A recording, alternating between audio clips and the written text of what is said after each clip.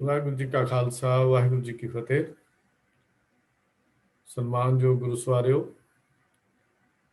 ਹਰ ਸ਼ਨੀਚਰਵਾਰ ਦੀ ਤਰ੍ਹਾਂ ਅਸੀਂ ਕੋਈ ਨਾ ਕੋਈ ਵਿਸ਼ਾ ਇਤਿਹਾਸ ਦਾ ਜਾਂ ਫਿਲਾਸਫੀ ਦਾ ਆਪ ਜੀ ਦੇ ਨਾਲ ਸਾਂਝਾ ਕਰਦੇ ਹਾਂ। ਪਿਛਲੇ ਸਮੇਂ ਕਲਾਸ ਵਿੱਚ ਕੁਐਸਚਨ ਆਇਆ ਸੀ ਮਾਇਆ ਦੇ ਬਾਰੇ ਵਿੱਚ। ਅਸੀਂ ਉਦੋਂ ਵਿਚਾਰ ਕੀਤੀ ਸੀ ਵੀ ਇਹਦਾ ਉੱਤਰ ਜਵਾਬ ਵਿਸਥਾਰ ਸਹਿਤ ਦਿੱਤਾ ਜਾਏ। ਤਾਂ ਮਾਇਆ ਕੀ ਹੈ, ਕਿਸ ਤਰ੍ਹਾਂ ਵਿਆਪਦੀ ਹੈ, ਇਹ ਸਾਰੀ ਵਿਚਾਰ ਵੀਰ ਰਾਜਾ ਸਿੰਘ ਜੀ ਆਪ ਜੀ ਦੇ ਨਾਲ ਸਾਂਝੀ ਕਰ ਰਹੇ ਹਨ। ਮੈਂ ਵੀਰ ਰਾਜਾ ਸਿੰਘ ਜੀ ਨੂੰ ਬੇਨਤੀ ਕਰ ਰਿਹਾ ਹਾਂ ਕਿ ਅੱਜ ਦੀ ਇਹ ਵਿਚਾਰ ਆਰੰਭ ਕਰਨ। ਵੀਰ ਰਾਜਾ ਸਿੰਘ ਜੀ, ਵਾਹਿਗੁਰੂ ਜੀ ਕਾ ਖਾਲਸਾ ਵਾਹਿਗੁਰੂ ਜੀ ਕੀ ਫਤਿਹ। ਇਕ ਓੰਕਾਰ ਸਤਿਨਾਮ ਕਰਤਾ ਪੁਰਖ ਨਿਰਭਉ ਨਿਰਵੈਰ ਅਕਾਲ ਮੂਰਤ ਅਜੂਨੀ ਸੈਭੰ ਗੁਰ ਪ੍ਰਸਾਦ। ਵਾਹਿਗੁਰੂ ਵਾਹਿਗੁਰੂ ਵਾਹਿਗੁਰੂ ਵਾਹਿਗੁਰੂ ਵਾਹਿਗੁਰੂ। ਵਾਹਿਗੁਰੂ ਜੀ ਕਾ ਖਾਲਸਾ ਵਾਹਿਗੁਰੂ ਜੀ ਕੀ ਫਤਿਹ। ਤੋ ਸਾਧ ਸੰਗਤ ਜੀ, ਜਿਸ ਤਰ੍ਹਾਂ ਵੀਰ ਜੀ ਨੇ ਦੱਸਿਆ, ਅੱਜ ਦਾ ਟੌਪਿਕ ਜਿਹੜਾ ਆਪਾਂ ਰਲ ਮਿਲ ਕੇ ਵਿਚਾਰ ਕਰਨੀ ਹੈ, ਟੌਪਿਕ ਹੈ ਮਾਇਆ।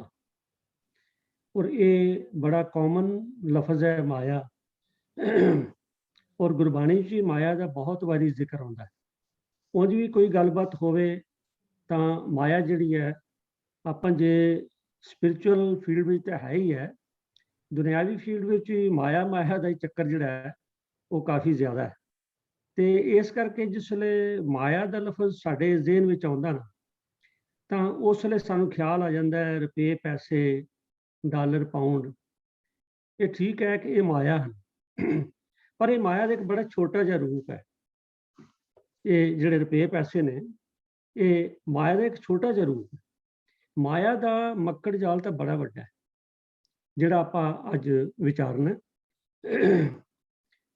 ਮੈਂ ਇੱਕ ਵਿਦਾਂਤਾ ਸੋਸਾਇਟੀ ਆਫ ਕੈਲੀਫੋਰਨੀਆ ਉਹਨਾਂ ਦਾ ਬਲੌਗ ਪੜ੍ਹ ਰਿਹਾ ਸੀ। ਉਹਦੇ 'ਚ ਉਹਨਾਂ ਲਿਖਿਆ ਕਿ maya is a veil that covers our real nature and real nature of world around us. ਤੇ ਉਹਨਾਂ ਦਾ ਮਤਲਬ ਇਹ ਹੈ ਕਿ ਇਹ ਮਾਇਆ ਜਿਹੜੀ ਹੈ, ਇੱਕ ਵੀ ਪਰਦਾ ਹੀ ਹੈ ਸਾਰੇ ਉੱਤੇ ਪਿਆ। ਤੇ ਸ਼ਾਇਦ ਇਹ ਕਹਿਣ ਦਾ ਮਤਲਬ ਹੋਵੇ ਕਿ ਮਾਇਆ ਇੱਕ ਜਿਹੜੀ ਹੈ ਇਹ ਛਲਾਵਾ ਹੀ ਹੈ।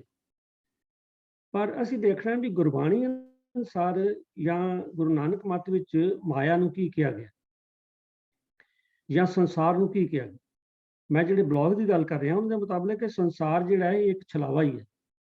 ਪਰ ਨਹੀਂ, ਗੁਰਬਾਣੀ 'ਤੇ ਆਉਂਦਾ ਕਿ ਆਪ ਸਾਚ ਧਾਰੀ ਸਭ ਸਾਚ ਓਤ ਪੋਤ ਆਪਨ ਸੰਗਰਾਜ। ਜਿਹੜੇ ਵਾਹਿਗੁਰੂ ਜੀ ਨੇ ਉਹ ਤਾਂ ਆਪ ਤਾਣੇ ਪੇਟੇ ਦੀ ਤਰ੍ਹਾਂ ਸਾਰੇ ਸੰਸਾਰ ਵਿੱਚ ਸਾਰੀ ਲੁਕਾਈ ਵਿੱਚ ਨੇ। ਆਪਾਂ ਪੜ੍ਹਦੇ ਵੀ ਹਾਂ, ਸਰਗੁਣ ਨਿਰਗੁਣ ਨਿਰੰਕਾਰ ਸੁਨ ਸਮਾਧੀ ਆਪ ਆਪਨ ਕੀਆ ਨਾਨਕਾ ਆਪੇ ਹੀ ਫਿਰ ਜਾ। ਤਾਂ ਵਾਹਿਗੁਰੂ ਜਿਹੜੇ ਨੇ, ਜਿੱਥੇ ਨਿਰਗੁਣ ਸਰੂਪ ਨੇ ਉੱਥੇ ਸਰਗੁਣ ਸਰੂਪ ਵਿੱਚ ਜ਼ਰੇ ਜ਼ਰੇ ਦੇ ਵਿੱਚ ਵਾਹਿਗੁਰੂ ਜਿਹੜੇ ਮੌਜੂਦ ਨੇ। ਤੇ ਇਸ ਕਰਕੇ ਜਿਹੜੀ ਮਾਇਆ ਹੈਗੀ ਹੈ ਇਹ ਹੈ ਤਾਂ ਸਹੀ ਹੈ, ਪਰ ਆਪਾਂ ਨੂੰ ਇਹ ਕਹਿ ਦਈਏ ਕਿ ਇਹ ਸੰਸਾਰ ਹੀ ਐਸਾ ਨਹੀਂ। ਸੰਸਾਰ ਤਾਂ ਬਿਲਕੁਲ ਠੀਕ ਹੈ। ਦੇਖੋ, ਮਹਾਰਾਜ ਨੇ ਧੰਨ ਗੁਰੂ ਨਾਨਕ ਪਾਤਸ਼ਾਹ ਜੀ ਨੇ ਕਿਹਾ ਕਿ ਇਹ ਜਗ ਸੱਚੇ ਕੀ ਹੈ ਕੋਠੜੀ, ਸੱਚੇ ਕਾ ਵਿਚਵਾਸ, ਇੱਕ ਨਾ ਹੁਕਮ ਸਮਾਇਲ ਇੱਕ ਨਾ ਮਾਇਆ ਵਿੱਚ ਨਿਵਾਸ, ਇਹ ਵੀ ਆਖਣਾ ਆਖ ਜਾਣੇ ਜੇ ਕਿਸੇ ਆਣੇ ਰਾਸ, ਨਾਨਕ ਗੁਰੂ ਕੇ ਜਾਣੀ ਜਾ ਕੋ ਆਪ ਕਰੇ ਪ੍ਰਗਾਸ। ਮਾਇਆ ਜਿਹੜੀ ਹੈ ਇਹ ਛਲਾਵਾ ਤਾਂ ਹੋ ਸਕਦਾ ਹੈ। ਮਾਇਆ ਜਿਹੜੀ ਹੈ ਇਹ ਭਾਵੇਂ ਹੈ ਕਿ ਸਾਨੂੰ ਜਿਸ ਤਰ੍ਹਾਂ ਸੰਸਾਰ ਛਲਾਵਾ ਨਹੀਂ ਹੈ, ਮਾਇਆ ਜਿਹੜੀ ਹੈ ਇੱਕ ਐਸੀ ਛਲਾਵਾ ਹੈ ਜਿਹੜੀ ਸਾਨੂੰ ਛਲ ਕੇ ਰੱਖਦੀ ਹੈ। ਤਾਂ ਇਹ ਹਰ ਵੇਲੇ ਜਿਹੜੀ ਮਾਇਆ ਜਿਹੜੀ ਹੈ ਇਹ ਤਾਂ ਬੜੀਆਂ ਹੀ ਮਤਲਬ ਰੂਪਾਂ ਦੇ ਵਿੱਚ ਸਾਡੇ ਸਾਹਮਣੇ ਆਉਂਦੀ। ਮੈਂ ਫਿਰ ਇੱਕ ਵਾਰੀ ਬੇਨਤੀ ਕਰਦੇ ਹਾਂ ਕਿ ਜਿੱਥੋਂ ਤੱਕ ਗੁਰੂ ਨਾਨਕ ਮੱਤ ਦਾ ਤਲਕ ਹੈ, ਸੰਸਾਰ ਨੂੰ ਮਾਇਆ ਦਾ ਕਵਰ ਨਹੀਂ ਸਮਝਣਾ। ਸੰਸਾਰ ਵਿੱਚ ਹੈ ਮਹਾਰਾਜ ਨੇ ਸਾਨੂੰ ਹੁਕਮ ਕੀਤਾ, ਗੁਰੂ ਅਰਜਨ ਸਾਹਿਬ ਜੀ ਨੇ, ਆਪਾਂ ਸੁਖਮਨੀ ਸਾਹਿਬ 'ਚ ਪੜ੍ਹਦੇ ਹਾਂ ਕਿ ਮੋਹ ਮਾਇਆ ਕੇ ਸੰਗ ਨਾ ਲੇਪ ਮਨ ਮੈਂ ਰਾਖੈ ਹਰ ਹਾਰੇ। ਕਿ ਅਸੀਂ ਸੰਸਾਰ ਵਿੱਚ ਰਹਿੰਦੇ ਹਾਂ, ਇਸ ਮਾਇਆ ਵਿੱਚ ਰਹਿੰਦੇ ਹਾਂ। ਜੇ ਆਪਾਂ ਬਹੁਤੀ ਡਿਟੇਲ ਵਿਚਾਰ ਕਰਾਂਗੇ ਤਾਂ ਮਾਇਆ ਬਗੈਰ ਤਾਂ ਗੁਜ਼ਾਰਾ ਵੀ ਨਹੀਂ ਹੈ, ਭਾਵੇਂ ਕਿਸੇ ਕਿਸਮ 'ਚ ਹੀ ਹੋਵੇ। ਗੱਲ ਤੇ ਉਹਨੂੰ ਵਰਤਣਾ ਕਿਸ ਤਰੀਕੇ। ਸੋ ਇਸ ਕਰਕੇ ਇਹ ਜਿਹੜੀ ਮਾਇਆ ਹੈ, ਇਹ ਅਸੀਂ ਇਹਦੇ ਚ ਰਹਿਣਾ ਹੈ। ਪਰ ਜਿਵੇਂ ਮਹਾਰਾਜ ਨੇ ਕਿਹਾ ਨਾ, ਬ੍ਰਹਮ ਗਿਆਨੀ ਸਦਾ ਨਿਰਲੇਪ, ਜੈਸੇ ਜਲ ਮੈਂ ਕਮਲ ਲੇਪ। ਅਸੀਂ ਇੱਕ ਐਸੀ ਅਵਸਥਾ 'ਚ ਰਹਿਣਾ ਹੈ ਕਿ ਮਾਇਆ ਦੇ ਵਿੱਚ ਰਹਿ ਕੇ ਵੀ ਮਾਇਆ ਦੇ ਇਸ ਮੋਹ ਫਾਸ ਵਿੱਚ ਫਸਣਾ ਨਹੀਂ। ਰਹਿਣਾ ਮਾਇਆ 'ਚ ਹੀ ਹੈ, ਕਿਉਂਕਿ ਮਾਇਆ ਬਗੈਰ ਗੁਜ਼ਾਰਾ ਨਹੀਂ ਹੈ। ਪਰ ਉਹਦੇ ਵਿੱਚ ਅਸੀਂ ਫਸਣਾ ਨਹੀਂ ਹੈ। ਆਪਣੀ ਵਿਵੇਕ ਨੂੰ ਵਰਤ ਕਰਕੇ ਆਪਾਂ ਕਿਸ ਤਰ੍ਹਾਂ ਰਹਿਣਾ ਸੰਸਾਰ ਵਿੱਚ, ਇਹ ਸਾਨੂੰ ਮਹਾਰਾਜ ਨੇ ਬਾਣੀ 'ਚ ਸਾਨੂੰ ਐਸਾ ਗਿਆਨ ਦਿੱਤਾ। ਉੱਦਾਂ ਆਪਾਂ ਗੱਲ ਕਰ ਰਹੇ ਸੀ ਮਾਇਆ, ਕੇਵਲ ਰੁਪਏ ਪੈਸੇ ਮਾਇਆ ਨਹੀਂ। ਮਾਇਆ ਦੇ ਤੇ ਬੜੇ ਰੂਪ ਨੇ, ਕਦੀ ਪਰਿਵਾਰਕ ਮੋਹ, ਕਦੀ ਕਾਮ ਵਾਸ਼ਨਾ, ਲੋਭ ਲਾਲਚ, ਅਹੰਤਾ। ਕੇਵਲ ਇਹ ਹੀ ਨਹੀਂ, ਇਸ ਦੇ ਤਾਂ ਅਣਗਿਣਤ ਭੇਖ ਹਨ। ਤਾਂ ਸੰਖੇਪ ਸ਼ਬਦਾਂ ਵਿੱਚ ਨਾ, ਧੰਨ ਗੁਰੂ ਅਮਰਦਾਸ ਸੱਚੇ ਪਾਤਸ਼ਾਹ ਜੀ ਨੇ ਸਾਨੂੰ, ਆਪਾਂ ਰੋਜ਼ ਆਨੰਦ ਸਾਹਿਬ ਦੀ ਬਾਣੀ ਪੜ੍ਹਦੇ ਹਾਂ, ਤੇ ਬੜਾ ਸੁੰਦਰ ਦੱਸਿਆ ਕਿ ਜੈਸੀ ਅਗਨ ਉਦਰਮੈ ਤੈਸੀ ਬਾਹਰ ਮਾਇਆ, ਮਾਇਆ ਅਗਨ ਸਭ ਇੱਕੋ ਜਿਹੀ, ਕਰਤੈ ਖੇਲ ਰਚਾਇਆ, ਜਾਂ ਤਿਸ ਭਾਣਾ ਤਾਂ ਜੰਮਿਆ, ਪਰਿਵਾਰ ਭੱਲਾ ਪਾਇਆ। ਹੁਣ ਅਗਲੀ ਤੁਕ ਦੇਖਣਾ, ਲਿਵ ਛੁੜਕੀ ਲੱਗੀ ਤ੍ਰਿਸ਼ਨਾ, ਮਾਇਆ ਅਮਰ ਵਰਤਾਇਆ। ਇਹ ਹੈ ਮਾਇਆ। ਲਿਵ ਛੁੜਕੀ ਲੱਗੀ ਤ੍ਰਿਸ਼ਨਾ, ਮਾਇਆ ਅਮਰ ਵਰਤਾਇਆ। ਅਗਲੀ ਤੁਕ ਬੜੀ ਇੰਪੋਰਟੈਂਟ ਅੱਜ ਦੇ ਵਿਸ਼ੇ ਨਾਲ। ਉਹ ਕਹਿੰਦੇ ਨੇ ਇਹ ਮਾਇਆ ਜਿਤ ਹਰ ਵਿਸਰੈ, ਉਹ ਹਰ ਚੀਜ਼ ਮਾਇਆ ਹੈ ਜਿਹੜੀ ਸਾਨੂੰ ਹਰੀ ਨੂੰ ਵਿਸਾਰਦੀ। ਜਾਂ ਇੰਝ ਕਹਿ ਲਈਏ ਕਿ ਮਾਇਆ ਜਿਹੜੀ ਹੈ ਉਹਦਾ ਤਾਂ 1 ਪੁਆਇੰਟ ਪ੍ਰੋਗਰਾਮ ਹੈ ਜੀ, ਇੱਕ ਨੁਕਾਤੀ ਪ੍ਰੋਗਰਾਮ। ਉਹ ਕੀ ਹੈ ਕਿ ਮਨੁੱਖ ਨੂੰ ਪਰਮਾਰਥ ਦੇ ਰਸਤੇ ਤੋਂ ਹਟਾ ਕੇ ਸੰਸਾਰ ਵਿੱਚ ਫਸਾਉਣਾ, ਜਾਂ ਚੰਗੇ ਪਾਸੇ ਤੋਂ ਹਟਾ ਕੇ ਕਿਸੇ ਹੋਰ ਪਾਸੇ ਲਾਉਣਾ। ਇਹ ਮਾਇਆ ਦਾ ਇੱਕ ਕੰਮ ਹੈ, ਉਹਦਾ ਇੱਕ ਨੁਕਾਤੀ ਪ੍ਰੋਗਰਾਮ ਜਿਹੜਾ ਉਹ ਸਾਰਿਆਂ ਤੇ ਵਰਤਾ ਰਹੀ। ਤੋ ਗੁਰੂ ਅਮਰਦਾਸ ਸੱਚੇ ਪਾਤਸ਼ਾਹ ਨੇ ਬੜਾ ਸਪਸ਼ਟ ਦੱਸਿਆ ਕਿ ਮਾਇਆ ਕੀ ਹੈ। ਉਹ ਕਹਿੰਦੇ ਨੇ ਇਹ ਮਾਇਆ ਜਿਤ ਹਰ ਵਿਸਰੈ, ਮੋਹ ਉਪਜੈ ਭਾਉ ਦੂਜਾ ਲਾਇਆ। ਮਾਇਆ ਉਹ ਚੀਜ਼ ਮਾਇਆ, ਕੋਈ ਚੀਜ਼ ਹੈ, ਕੋਈ ਵਸਤੂ ਹੈ, ਕੋਈ ਸੰਬੰਧ ਹੈ, ਕੁਝ ਵੀ ਹੈ, ਕੋਈ ਖਿਆਲ ਹੈ, ਭਾਵੇਂ ਕੋਈ ਵਸਤੂ ਹੋਵੇ, ਖਿਆਲ ਹੋਵੇ, ਕੋਈ ਸਾਡਾ ਰਿਲੇਸ਼ਨ ਹੋਵੇ, ਜਿਹੜਾ ਸਾਨੂੰ ਚੰਗੇ ਪਾਸੋਂ ਹਟਾ ਕੇ ਮਾੜੇ ਪਾਸੇ ਲਾਵੇ, ਰੱਬ ਤੋਂ ਹਟਾ ਕੇ ਕਿਸੇ ਦੂਜੇ ਪਾਸੇ ਲਾਵੇ। ਖਸਮ ਛੋੜ ਦੂਜੇ ਲੱਗੇ, ਡੁੱਬੇ ਸੇ ਬਣ ਜਾ ਰਿਹਾ। ਮਾਇਆ ਇਹ ਕੰਮ ਕਰਦੀ ਹੈ, ਸਾਨੂੰ ਖਸਮ ਤੋਂ ਹਟਾ ਕੇ ਦੂਜੇ ਪਾਸੇ ਲਾਉਂਦੀ ਹੈ ਤੇ ਸਾਨੂੰ ਡੁਬਾਉਂਦੀ ਹੈ। ਇਸ ਕਰਕੇ ਦੀ ਡੈਫੀਨੇਸ਼ਨ ਗੁਰੂ ਰਾਮਦਾਸ ਜੀ ਨੇ ਜਿਹੜੀ ਦਿੱਤੀ ਹੈ ਕਿ ਮਾਇਆ ਜਿਤ ਹਰ ਵਿਸਰੈ, ਮੋਹ ਉਪਜੈ ਭਾਉ ਦੂਜਾ ਲਾਇਆ। ਤੇ ਇਸ ਪੌੜੀ ਦੀ ਅਖੀਰਲੀ ਤੁਕ ਵਿੱਚ ਮਹਾਰਾਜ ਨਾਲ ਹੀ ਕਹਿਤਾ ਕਿ ਭਾਈ ਕਹਿ ਨਾਨਕ ਗੁਰ ਪ੍ਰਸਾਦੀ ਜਿਨ੍ਹਾਂ ਲਿਵ ਲਾਗੀ, ਤਿਨੀ ਵਿੱਚੇ ਮਾਇਆ ਪਾਏ।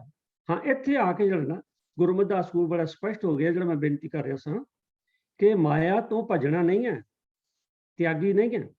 ਦੇਖੋ ਗੁਰੂ ਨਾਨਕ ਦਾ ਜਿਹੜਾ ਮਤ ਹੈ ਬੜਾ ਮੋਡਰੇਟ ਹੈ, ਨਾ ਤੇ ਵਾਮ ਮਾਰਗੀ ਵਾਲਾ ਮਤ ਹੈ ਵੀ ਖਾਓ ਪੀਓ ਐਸ਼ ਲਓ ਤੇ ਜ਼ਿੰਦਗੀ ਖਤਮ, ਨਾ, ਤੇ ਨਾ ਹੀ ਤਿਆਗੀਆਂ ਵਾਲਾ ਬਈ ਘਰ-ਬਾਰ ਛੱਡ ਦਿਓ ਜੀ, ਬਾਹਰ ਚਲੇ ਜਾਓ, ਆਪਣੀਆਂ ਜਿਹੜੀਆਂ ਡਿਊਟੀਆਂ ਨੇ ਉਹਨਾਂ ਤੋਂ ਗੁਰੇਜ਼ ਕਰੋ। ਨਹੀਂ, ਇਹ ਤਾਂ ਮੋਡਰੇਟ ਮਤ ਹੈ ਕਿ ਤੁਸੀਂ ਮਾਇਆ ਦੇ ਵਿੱਚ ਰਹਿ ਕੇ, ਸੰਸਾਰ ਦੇ ਵਿੱਚ ਰਹਿ ਕੇ ਆਪਣੇ ਮਨ ਨੂੰ ਇੰਨਾ ਕੁ ਕੰਟਰੋਲ ਕਰਨਾ ਕਿ ਜਿਹੜੀਆਂ ਚੀਜ਼ਾਂ ਸਾਨੂੰ ਮਾੜੇ ਪਾਸੇ ਲਿਜਾਂਦੀਆਂ ਨੇ ਉਹਨਾਂ ਨੂੰ ਅਸੀਂ ਆਪਣੇ ਕਾਬੂ ਕਰ ਲੈਣਾ। ਦੇਖੋ, ਦੌੜਨਾ ਨਹੀਂ, ਤਿਆਗੀ ਮਤ ਨਹੀਂ ਹੈ, ਤਿਆਗੀ ਮਤ ਨਹੀਂ ਹੈ। ਤੁਸੀਂ ਰਹਿਣਾ ਗ੍ਰਸਥ ਵਿੱਚ ਹੈ, ਪਰੰਤੂ ਗ੍ਰਸਥ ਦੇ ਚਿੱਕੜ ਵਿੱਚ ਨਹੀਂ ਫਸਣਾ। ਚਿੱਕੜ ਤੋਂ ਭਾਵ ਹੈ ਕਿ ਜਿਹੜੀਆਂ ਮਾੜੀਆਂ ਲਾਮਤਾਂ। ਤੋ ਇਸ ਕਰਕੇ ਮਾਇਆ ਦੀ ਇਹ ਜਿਹੜੀ ਵਿਆਖਿਆ ਹੈ ਗੁਰੂ ਅਮਰਦਾਸ ਜੀ ਨੇ ਜਿਹੜੀ ਕੀਤੀ ਹੈ, ਮੈਂ ਆਪ ਨਾਲ ਸਾਂਝੀ ਕੀਤੀ ਹੈ। ਤੋ ਇੱਥੋਂ ਬੜਾ ਸਪਸ਼ਟ ਹੈ ਕਿ ਕੋਈ ਸੋਚਣ ਦੀ ਲੋੜ ਨਹੀਂ ਹੈ। ਉਹ ਹਰ ਕੰਮ, ਉਹ ਹਰ ਵਸਤੂ, ਉਹ ਹਰ ਸੰਬੰਧ ਜਿਹੜਾ ਸਾਨੂੰ ਚੰਗੇ ਪਾਸੋਂ ਹਟਾ ਕੇ, ਰੱਬ ਦੇ ਪਾਸੋਂ ਹਟਾ ਕੇ ਮਾੜੇ ਪਾਸੇ ਲਾਉਂਦਾ ਹੈ, ਉਹ ਮਾਇਆ। ਬਸ ਇਹ ਮਾਇਆ ਦੀ ਡੈਫੀਨੇਸ਼ਨ। ਹੁਣ ਅਗਲੀ ਗੱਲ ਇਹ ਹੈ ਕਿ ਦੇਖੋ ਮਾਇਆ ਜਿਹੜੀ ਹੈ ਨਾ, ਅੱਜ ਆਪਾਂ ਵਿਚਾਰ ਕਰ ਰਹੇ ਹਾਂ, ਮਾਇਆ ਕੋਈ ਆਮ ਚੀਜ਼ ਨਹੀਂ ਹੈ। ਮਾਇਆ ਬੜੀ ਡਾਢੀ ਹੈ, ਬਹੁਤ ਡਾਢੀ ਹੈ। ਔਰ ਦੂਜੀ ਗੱਲ ਇਹ ਹੈ, ਜਿਵੇਂ ਪਹਿਲੇ ਕਹਿੰਦੇ ਤਾਂ ਮੱਕੜ ਜਾਲ ਬੜਾ ਵੱਡਾ ਹੈ। ਇਹ ਤਾਂ ਜਿਸ ਵੇਲੇ ਮਨੁੱਖ ਜਨਮ ਲੈਂਦਾ ਨਾ, ਮਾਇਆ ਤੇ ਉਸੇ ਵੇਲੇ ਹੀ ਇਹਦੇ ਆਲੇ ਦੁਆਲੇ ਕੇ ਖੜੀ ਹੋ ਜਾਂਦੀ। ਜਨਮ ਲੈਣ ਦੇ ਨਾਲ ਹੀ ਮਾਇਆ ਆਪਣੀ ਕਾਰਵਾਈ ਸ਼ੁਰੂ ਕਰ ਦਿੰਦੀ। ਮੈਂ ਤਾਂ ਕਿਵੇਂ ਹੈਰਾਨ ਨਾ ਵੀ ਦੇਖੋ ਮਾਇਆ ਜਿਹੜੀ ਹੈ, ਇਹਦਾ ਜਿਹੜਾ ਸੈਟਅਪ ਹੈ, ਜਿਹੜਾ ਸਿਸਟਮ ਹੈ, ਇਹ ਕਿੱਡਾ ਤੇਜ਼ ਹੈ। ਗੁਰੂ ਨਾਨਕ ਸਾਹਿਬ ਜੀ ਕਹਿੰਦੇ ਨੇ ਕਿ ਪਹਿਲੇ ਪਿਆਰ ਲੱਗਾ ਥਣ ਦੁੱਧ। ਬੱਚੇ ਦਾ ਜਨਮ ਹੁੰਦਾ ਨਾ, ਤੇ ਕਹਿੰਦੇ ਨੇ ਕਿ ਜਨਮ ਤੋਂ ਪਹਿਲਾਂ ਕਾਫੀ ਜਿਹੜਾ ਸਮਾਂ ਹੈ, 9-10 ਮਹੀਨੇ ਦਾ ਸਮਾਂ ਜਿਹੜਾ ਹੈ, ਉਹ ਬੱਚੇ ਨੂੰ ਮਾਤਾ ਦੇ ਗਰਭ ਵਿੱਚ ਉਲਟਾ ਲਟਕਣਾ ਪੈਂਦਾ, ਜਿਹਦਾ ਜ਼ਿਕਰ ਗੁਰੂ ਅਮਰਦਾਸ ਜੀ ਨੇ ਕੀਤਾ ਸੀ ਕਿ ਜੈਸੀ ਅਗਨ ਉਧਰ ਮੈਂ ਤੈਸੀ ਬਾਰ ਮਾਇਆ, ਉਧਰ ਭਾਵ ਮਾਤਾ ਦੇ ਉਧਰ। ਤੇ ਕਹਿੰਦੇ ਨੇ ਜਿਸ ਵੇਲੇ ਬੱਚਾ ਜਨਮ ਲੈਂਦਾ ਹੈ, ਤਾਂ ਉਸ ਵੇਲੇ ਬੱਚੇ ਦਾ ਨਾੜੂ ਜਿਹੜਾ ਮਾਂ ਨਾਲ ਸੰਬੰਧ ਰੱਖਦਾ ਹੈ, ਉਹ ਕੱਟਿਆ ਜਾਂਦਾ ਹੈ। ਤੇ ਕਹਿੰਦੇ ਨੇ ਅੰਦਰ ਜਿਹੜਾ ਬੱਚਾ ਜਿਸ ਵੇਲੇ ਰਹਿੰਦਾ ਮਾਤਾ ਦੇ ਗਰਭ 'ਚ, ਤਾਂ ਉਹਦੀ ਲਿਵ ਵਾਹਿਗੁਰੂ ਨਾਲ ਜੁੜੀ ਹੁੰਦੀ। ਜਿਉਂ ਹੀ ਬਾਹਰ ਆਉਂਦਾ ਉਹਦਾ ਨਾੜੂ ਕੱਟਿਆ ਜਾਂਦਾ। ਨਾੜੂ ਕੱਟਣ ਜਿਹੜਾ ਇੱਕ ਸਿੰਬੋਲਿਕ ਹੈ, ਇਹ ਨਹੀਂ ਕਿ ਉਹ ਪਾਰਟੀਕੂਲਰ ਚੀਜ਼ ਹੈ, ਸਿੰਬੋਲਿਕ ਹੈ, ਜਿਹਦਾ ਜ਼ਿਕਰ ਬਾਬਾ ਫਰੀਦ ਜੀ ਨੇ ਕੀਤਾ ਕਿ ਫਰੀਦਾ ਜਿਹਦੇ ਨਾਲਾ ਕੱਪਿਆ, ਜਿਹਦੇ ਕੱਪੇ ਚੁੱਕ। ਉਹਦਾ ਮਤਲਬ ਇਹ ਹੈ ਕਿ ਜਿਸ ਵੇਲੇ ਨਾੜੂ ਕੱਟਿਆ, ਭਾਵ ਇਹ ਹੈ ਕਿ ਜਿਹੜੀ ਸੁਰਤ ਜੁੜੀ ਸੀ, ਆਪਾਂ ਨਾੜੂ ਨੂੰ ਭੁੱਲ ਜਾਈਏ, ਜਿਹੜੀ ਸੁਰਤ ਪਰਮਾਤਮਾ ਨਾਲ ਟਿੱਕੀ ਹੋਈ ਸੀ, ਉਹ ਸੁਰਤ ਹੁਣ ਮਾਇਆ ਨੇ ਇਹਦੀ ਤੋੜ ਕੇ ਤੇ ਸੰਸਾਰ ਨਾਲ ਜੁੜਤੀ। ਤਦੇ ਆ ਗਿਆ ਲਿਵ ਛੁੜਕੀ ਲੱਗੀ ਮਾਇਆ, ਠੀਕ ਹੈ। ਤਾਂ ਉਹ ਹੋਇਆ ਕੀ ਹੈ ਕਿ ਜਿਸ ਵੇਲੇ ਬੱਚਾ ਜਿਉਂ ਹੀ ਜਨਮ ਲੈਂਦਾ, ਤੁਸੀਂ ਦੇਖੋ ਕਿ ਕੁਝ ਮੋਮੈਂਟਸ ਦੇ ਬਾਅਦ ਹੀ ਨਾ ਜੀ ਬੱਚਾ ਆਪਣੀ ਮਾਂ ਦਾ ਦੁੱਧ ਲੱਭਦਾ, ਤੇ ਇਹਦਾ ਮਤਲਬ ਫਿਰ ਉਸ ਵੇਲੇ ਨੂੰ ਉਸ ਮਾਂ ਦੇ ਦੁੱਧ ਨਾਲ ਮੋਹ ਪੈ ਜਾਂਦਾ। ਤੇ ਗੁਰੂ ਨਾਨਕ ਪਾਤਸ਼ਾਹ ਨੇ ਕਿਹਾ ਕਿ ਪਹਿਲੇ ਪਿਆਰ ਲੱਗਾ ਥਣ ਦੁੱਧ। ਫਿਰ ਜਿਸ ਵੇਲੇ ਬੱਚਾ ਥੋੜੇ ਦਿਨਾਂ ਦਾ ਹੁੰਦਾ, ਮਹੀਨੇ 15 ਦਿਨ ਦਾ 2 ਦਾ ਹੋ ਗਿਆ, ਫਿਰ ਬੱਚੇ ਨੂੰ ਸੋਝੀ ਆ ਜਾਂਦੀ ਵੀ ਇਹ ਮੇਰੇ ਲਾਗੇ ਤਾਗੇ ਮੇਰੇ ਮਾਤਾ ਪਿਤਾ ਨੇ, ਇਹ ਮੇਰਾ ਖਿਆਲ ਕਰਦੇ ਨੇ। ਇਹਦਾ ਫਿਰ ਅਟਰੈਕਸ਼ਨ ਜਿਹੜੀ ਹੈ ਵਾਹਿਗੁਰੂ ਤੋਂ ਹਟ ਕੇ, ਜੇ ਪਹਿਲੇ ਦੁੱਧ ਨਾਲ ਲੱਗੀ ਸੀ, ਹੁਣ ਦੂਜੇ ਮਾਏ ਬਾਪ ਦੀ ਸੁੱਧ, ਹੁਣ ਮਾਂ ਬਾਪ ਦੀ ਸੁੱਧ ਆ ਗਈ, ਹੁਣ ਉਹਨਾਂ ਵੱਲ ਅਟਰੈਕਟ ਹੋ ਗਏ। ਦੇਖੋ ਜਿਉਂ-ਜਿਉਂ ਅਸੀਂ ਸੰਸਾਰ ਨਾਲ ਜੁੜੇ ਜਾਵਾਂਗੇ, ਨਿਰੰਕਾਰ ਤੋਂ ਦੂਰ ਹੁੰਦੇ ਜਾਵਾਂਗੇ। ਤੇ ਸੰਸਾਰ ਛੱਡਣਾ ਨਹੀਂ, ਮੈਂ ਪਹਿਲੇ ਹੀ ਬੇਨਤੀ ਕੀਤੀ, ਪਰ ਸੰਸਾਰ 'ਚ ਖੁੱਭਣਾ ਨਹੀਂ। ਤੋ ਜਿਸ ਤਰ੍ਹਾਂ ਮੁਰਗਾਈ ਦੀ ਨਿਸ਼ਾਨੀ ਜਿਹੜੀ ਹੈ, ਉਦਾਹਰਨ ਜਿਹੜੀ ਹੈ ਗੁਰਬਾਣੀ 'ਚ ਕਈ ਥਾਂ ਤੇ ਦਿੱਤੀ ਹੈ, ਜੋ ਮੁਰਗਾਈ ਨੇ ਸਾਣੇ, ਜਿਸ ਤਰ੍ਹਾਂ ਮੁਰਗਾਈ ਪਾਣੀ 'ਚ ਰਹਿੰਦੀ ਹੈ ਪਰ ਆਪਣੇ ਖੰਭਾਂ ਨੂੰ ਭਿੱਜਣ ਨਹੀਂ ਦਿੰਦੀ, ਇਸੇ ਤਰ੍ਹਾਂ ਮਾਇਆ 'ਚ ਰਹਿਣਾ। ਪਰ ਮਾਇਆ ਤੇ ਆਪਣਾ ਕੰਮ ਕਰ ਰਹੀ ਹੈ। ਪਹਿਲੇ ਪਿਆਰ ਲੱਗਾ ਥਣ ਦੁੱਧ, ਦੂਜੇ ਮਾਏ ਬਾਪ ਦੀ ਸੁੱਧ। ਜਦੋਂ ਹੋਰ ਥੋੜਾ ਵੱਡਾ ਹੋਇਆ, ਸਾਲ 2 ਸਾਲ ਦਾ ਹੋਇਆ, ਤੀਜੇ ਭਈਆ ਭਾਬੀ ਬੇਬ, ਉਹਨੂੰ ਰਿਸ਼ਤੇ ਪਤਾ ਲੱਗੇ, ਹਾਂ ਇਹ ਮੇਰੇ ਭਰਾ ਹੈ, ਇਹ ਮੇਰੀ ਭਰਜਾਈ ਹੈ, ਮੇਰੀ ਭੈਣ ਹੈ। ਤੇ ਚੌਥੇ ਪਿਆਰ ਪੰਨੀ ਖੇਡ, ਹੋਰ ਵੱਡਾ ਹੋਇਆ, ਪਿਆਰ ਪੈ ਗਿਆ ਇਹਨਾਂ ਆਪਣੇ ਰਿਸ਼ਤੇਦਾਰਾਂ ਨਾਲ, ਦੋਸਤਾਂ ਮਿੱਤਰਾਂ ਨਾਲ, ਫਿਰ ਉਹਨਾਂ 'ਚ ਖਚਤ ਹੋ ਗਿਆ। ਤੇ ਜਿਉਂ-ਜਿਉਂ ਖਚਤ ਹੁੰਦਾ ਜਾਏਗਾ ਨਾ, ਤੇ ਉਹਦੀ ਜਿਹੜੀ ਸੁਰਤੀ ਹੈ, ਇਹ ਮਾਇਆ ਇਹਨੂੰ ਐਸੇ ਤਰੀਕੇ ਨਾਲ ਘੁਮਾ ਰਹੀ ਹੈ ਕਿ ਜੰਮਦੇ ਹੀ ਇਹਦੇ ਮਗਰ ਪੈ ਜਾਂਦੀ। ਪਹਿਲੇ ਪਿਆਰ ਲਗਾ ਥਣ ਦੁੱਧ, ਦੂਜੇ ਮਾਏ ਬਾਪ ਕੀ ਸੁੱਧ, ਤੀਜੇ ਭਈਆ ਭਾਬੀ ਬੇਬ, ਚੌਥੇ ਪਿਆਰ ਪੁੰਨੀ ਖੇਡ, ਪੰਜਵੇਂ ਖਾਣ ਪੀਣ ਕੀ ਧਾਤ। ਥੋੜਾ ਜਿਸ ਵੇਲੇ ਜਵਾਨ ਹੁੰਦਾ, ਫਿਰ ਹੁੰਦਾ ਵੀ ਖਾਣ ਪੀਣ 'ਚ ਉਹਦਾ ਹੁੰਦਾ, ਡਰੈਸਾਂ ਪਾਉਣ 'ਚ, ਮੇਕਅਪ ਪਾਉਣ 'ਚ, ਉਹਦੇ 'ਚ ਧਿਆਨ ਸਾਰਾ ਲੱਗ ਜਾਂਦਾ। ਛੇਵੇਂ ਕਾਮ ਨਾ ਪੁੱਛਿਆ ਜਾਤ, ਸਤਵੇਂ ਸੰਝ ਕੀਆ ਘਰ ਵਾਸ। ਜਿਸ ਵੇਲੇ ਹੋਰ ਵੱਡਾ ਹੋ ਗਿਆ, ਗ੍ਰਸਤ ਆ ਗਿਆ, ਉਹਦਾ ਗ੍ਰਸਤ 'ਚ ਪਸਾਰਾ ਹੋ ਗਿਆ, ਫਿਰ ਕੀ ਹੋਇਆ, ਸੰਝ ਕੀਆ ਘਰ ਵਾਸ। ਤੇ ਫਿਰ ਕੀ ਹੁੰਦਾ ਕਿ 40 45 50 ਸਾਲ ਤੱਕ ਜਦੋਂ ਬੰਦਾ ਹੁੰਦਾ ਨਾ, ਤੇ ਗ੍ਰਸਤ ਦਾ ਵੀ ਪਸਾਰਾ ਹੋ ਜਾਂਦਾ। ਤੇ ਕਈ ਕੋਈ ਬਿਜ਼ਨਸ ਕਰਦਾ ਹੈ, ਕੋਈ ਨੌਕਰੀ ਕਰਦਾ ਹੈ, ਉਹ 'ਚ ਕਈ ਤਾਂ ਅਪ ਐਂਡ ਡਾਊਨ ਆਉਂਦੇ ਨੇ। ਉਹਦੇ ਨਾਲ ਫਿਰ ਕਈ ਇਹਦੀਆਂ ਆਸ਼ਾ ਤ੍ਰਿਸ਼ਨਾਵਾਂ ਵੱਧ ਜਾਂਦੀਆਂ ਨੇ, ਕੋਈ ਪੂਰੀਆਂ ਹੁੰਦੀਆਂ, ਕੋਈ ਨਹੀਂ ਹੁੰਦੀਆਂ। ਤੇ ਮਾਇਆ ਜਿਹੜੀ ਹੈ ਨਾ, ਫਿਰ ਉਹਨੂੰ ਭਟਕਾਉਂਦੀ ਹੈ ਵੀ ਆਹ ਦੇਖ ਤੇਰੀ ਇਹ ਗੱਲ ਨਹੀਂ ਪੂਰੀ ਹੋਈ, ਫਲਾਣੇ ਕੋਲ ਹੈ, ਤੇਰੇ ਕੋਲ ਵੀ ਚਾਹੀਦਾ। ਇਹ ਮਾਇਆ ਸਾਡੇ ਅੰਦਰ ਨਾ, ਇਹ ਤ੍ਰਿਸ਼ਨਾ ਆਸ਼ਾਵਾਂ ਜਿਹੜੀਆਂ ਨੇ, ਆਸ਼ਾ ਨੂੰ ਤ੍ਰਿਸ਼ਨਾ 'ਚ ਬਦਲ ਦਿੰਦੀ ਮਾਇਆ। ਆਸ਼ਾ ਹੋਣੀ ਮਾੜੀ ਗੱਲ ਨਹੀਂ, ਆਸ਼ਾ ਰੱਖਣੀ ਚਾਹੀਦੀ, ਪਰ ਆਸ਼ਾ ਤ੍ਰਿਸ਼ਨਾ ਵਿੱਚ ਨਾ ਬਦਲੇ। ਇਹ ਮਾਇਆ ਦਾ ਕੰਮ ਹੈ। ਮਾਇਆ ਕੀ ਕਰਦੀ ਹੈ, ਸਾਡੀਆਂ ਆਸ਼ਾਵਾਂ ਨੂੰ ਤ੍ਰਿਸ਼ਨਾ 'ਚ ਬਦਲ ਦਿੰਦੀ। ਸੈਸ ਖੱਟੇ ਲੱਖ ਕੋਟ ਧਾਵੈ, ਤ੍ਰਿਪਤ ਨਾ ਹੋਵੇ ਮਾਇਆ ਪਾਛੈ ਪਾਵੇ, ਅਨਕ ਭੋਗ ਵਿਖਿਆ ਕੇ ਕਰੇ, ਨਾ ਤ੍ਰਿਪਤ ਆਵੇ ਖਪ ਖਪ ਮਰੇ। ਇਹ ਸਾਨੂੰ ਖਪਾਉਂਦੀ ਹੈ, ਇਹ ਮਾਇਆ ਸਾਰਾ ਕੁਝ ਕਰ ਰਹੀ ਹੈ। ਤੇ ਫਿਰ ਕੀ ਹੁੰਦਾ, ਛੇਵੇਂ ਕਾਮ ਨੇ ਪੁੱਛਿਆ ਜਾਤ, ਸਤਵੇਂ ਸੰਝ ਕੀਆ ਘਰ ਵਾਸ, ਅੱਠਵੇਂ ਕ੍ਰੋਧ ਹੋਆ ਤਨਾਸ, ਨਾਵੇਂ ਧੋਲੇ ਉੱਭੇ ਸਾ, 10ਵੇਂ ਦੱਦਾ ਹੋਆ ਸੁਆ। ਲੋ ਜੀ ਜ਼ਿੰਦਗੀ ਖਤਮ ਹੋ, ਮਨੁੱਖ ਬੁੱਢਾ ਹੋ ਗਿਆ, ਜ਼ਿੰਦਗੀ ਦੇ ਸਵਾਸ ਪੂਰੇ ਹੋ ਗਏ, ਪਰ ਜੰਮਣ ਤੋਂ ਲੈ ਕੇ ਸਵਾਸ ਨਿਕਲਣ ਤੱਕ ਮਾਇਆ ਦੇ ਸਿਰ ਤੇ ਪਹਿਰਾ ਦਿੰਦੀ। ਏਡੀ ਤਗੜੀ ਮਾਇਆ ਹੈ। ਤੋ ਇਸ ਕਰਕੇ ਇਹ ਜਿਹੜੀ ਮਾਇਆ ਹੈ, ਜਿਵੇਂ ਮੈਂ ਬੇਨਤੀ ਪਹਿਲੇ ਕੀਤੀ ਹੈ, ਇਹਦਾ ਇੱਕੋ ਇੱਕ ਨਿਸ਼ਾਨਾ ਹੈ ਕਿ ਰੱਬ ਨਾਲ ਤੋੜ ਕੇ ਇਹਨੂੰ ਬਾਕੀ ਕੰਮਾਂ 'ਚ ਮਸਤ ਰੱਖੋ। ਔਰ ਦੇਖੋ ਮਾਇਆ ਜਿਹੜੀ ਹੈ ਨਾ, ਇਹ ਹੈ ਵੀ ਏਡੀ ਅਟਰੈਕਟਿਵ ਹੈ, ਏਡੀ ਮਨਮੋਹਣੀ ਹੈ, ਬਈ ਇਹਨੂੰ ਆਮ ਆਦਮੀ ਸਮਝ ਨਹੀਂ ਸਕਦਾ ਕਿ ਸਾਡੀ ਮਿੱਤਰ ਹੈ ਕਿ ਸਾਡੀ ਦੁਸ਼ਮਣ। ਦੇਖੋ ਸਾਰੀ ਉਮਰ ਹੁਣੇ ਗੁਰੂ ਨਾਨਕ ਸਾਹਿਬ ਦੇ ਸ਼ਬਦ ਪੜ੍ਹੇ, ਸਾਰੀ ਉਮਰ ਸਾਨੂੰ ਧੰਦਿਆਂ 'ਚ ਉਲਝਾਈ ਰੱਖਦੀ ਤੇ ਇੰਝ ਹੀ ਉਮਰ ਬਤੀਤ ਹੋ ਜਾਂਦੀ ਹੈ। ਉੱਦਾਂ ਇੱਕ ਗੱਲ ਹੋਰ ਦੇਖਣਾ, ਇਹ ਮਾਇਆ ਜਿਹੜੀ ਹੈ ਨਾ, ਇਹਦਾ ਹਾਜ਼ਮਾ ਬੜਾ ਤੇਜ਼ ਹਾਜ਼ਮਾ। ਗੁਰੂ ਅਮਰਦਾਸ ਜੀ ਨੇ ਇੱਕ ਸ਼ਲੋਕ ਲਿਖਿਆ ਹੈ ਉਹਦੇ ਵਿੱਚ ਤੁਸੀਂ ਦੇਖੋ ਕਹਿੰਦੇ ਨੇ ਮਾਇਆ ਮਮਤਾ ਮੋਹਣੀ ਹੈ ਤੇ ਬੜੀ ਮਨਮੋਹਨ ਬੜੀ ਅਟਰੈਕਟਿਵ ਹੈ ਮਾਇਆ ਮਮਤਾ ਮੋਹਣੀ ਤੇ ਕਹਿੰਦੇ ਜਿਨ ਵਿਣ ਦੰਤਾਂ ਜਗ ਖਾਇਆ ਦੰਦਾਂ ਤੋਂ ਬਗੈਰ ਖਾਣ ਦਾ ਭਾਵੇਂ ਨਿਗਲਣਾ ਸਵੈਲੋ ਕਰ ਜਾਣਾ ਇਹ ਤਾਂ ਸਵੈਲੋ ਕਰ ਜਾਂਦੀ ਜਿਵੇਂ ਅਜਗਰ ਸੱਪ ਹੁੰਦਾ ਨਾ ਉਹ ਇੱਕਦਮ ਜਿਹੜੀ ਚੀਜ਼ ਸਾਹਮਣੇ ਆਵੇ ਸਿੱਧਾ ਹੀ ਨਿਗਲ ਲੈਂਦਾ ਉਹ ਜਾ ਨਹੀਂ ਸਕਦਾ ਮਾਇਆ ਅਜਗਰ ਸੱਪ ਦੀ ਤਰ੍ਹਾਂ ਮਾਇਆ ਮਮਤਾ ਮੋਹਣੀ ਜਿਨ ਵਿਣ ਦੰਤਾਂ ਜਗ ਖਾਇਆ ਮੈਂ ਇੱਕ ਬੇਨਤੀ ਕਰਦੇ ਹਾਂ ਫੇਰ ਕਿ ਮਾਇਆ ਦਾ ਮਤਲਬ ਕੇਵਲ ਰੁਪਈਏ ਪੈਸੇ ਨਹੀਂ ਜਾਂ ਆਪਾਂ ਜਿਹਦਾ ਪਹਿਲੇ ਜ਼ਿਕਰ ਕਰ ਚੁੱਕੇ ਉਹ ਸਾਰਾ ਕੁਝ ਜ਼ਿਹਨ 'ਚ ਰੱਖਣਾ ਕਿ ਮਾਇਆ ਮਮਤਾ ਮੋਹਣੀ ਜਿਨ ਵਿਣ ਦੰਤਾਂ ਜਗ ਖਾਇਆ ਮਨਮੁਖ ਖਾਧੇ ਗੁਰਮੁਖ ਉਭਰੇ ਜਿਨੀ ਸੱਚ ਨਾਮ ਚਿਤਲਾ ਤੇ ਇਸ ਲਈ ਭਲਿਆ ਜਿੰਨਾ ਚਿਰ ਤੂੰ ਆਪਣੇ ਮਨ ਮਗਰ ਲੱਗਿਆ ਰਹੇਗਾ ਮਾਇਆ ਤੈਨੂੰ ਭਟਕਾਉਂਦੀ ਰਹੇ ਸ਼ਾਇਦ ਇਹੀ ਕਾਰਨ ਹੈ ਸਾਧ ਸੰਗਤ ਕਿ ਸਾਡੇ ਕੋਲ ਰੁਜ਼ਗਾਰ ਵੀ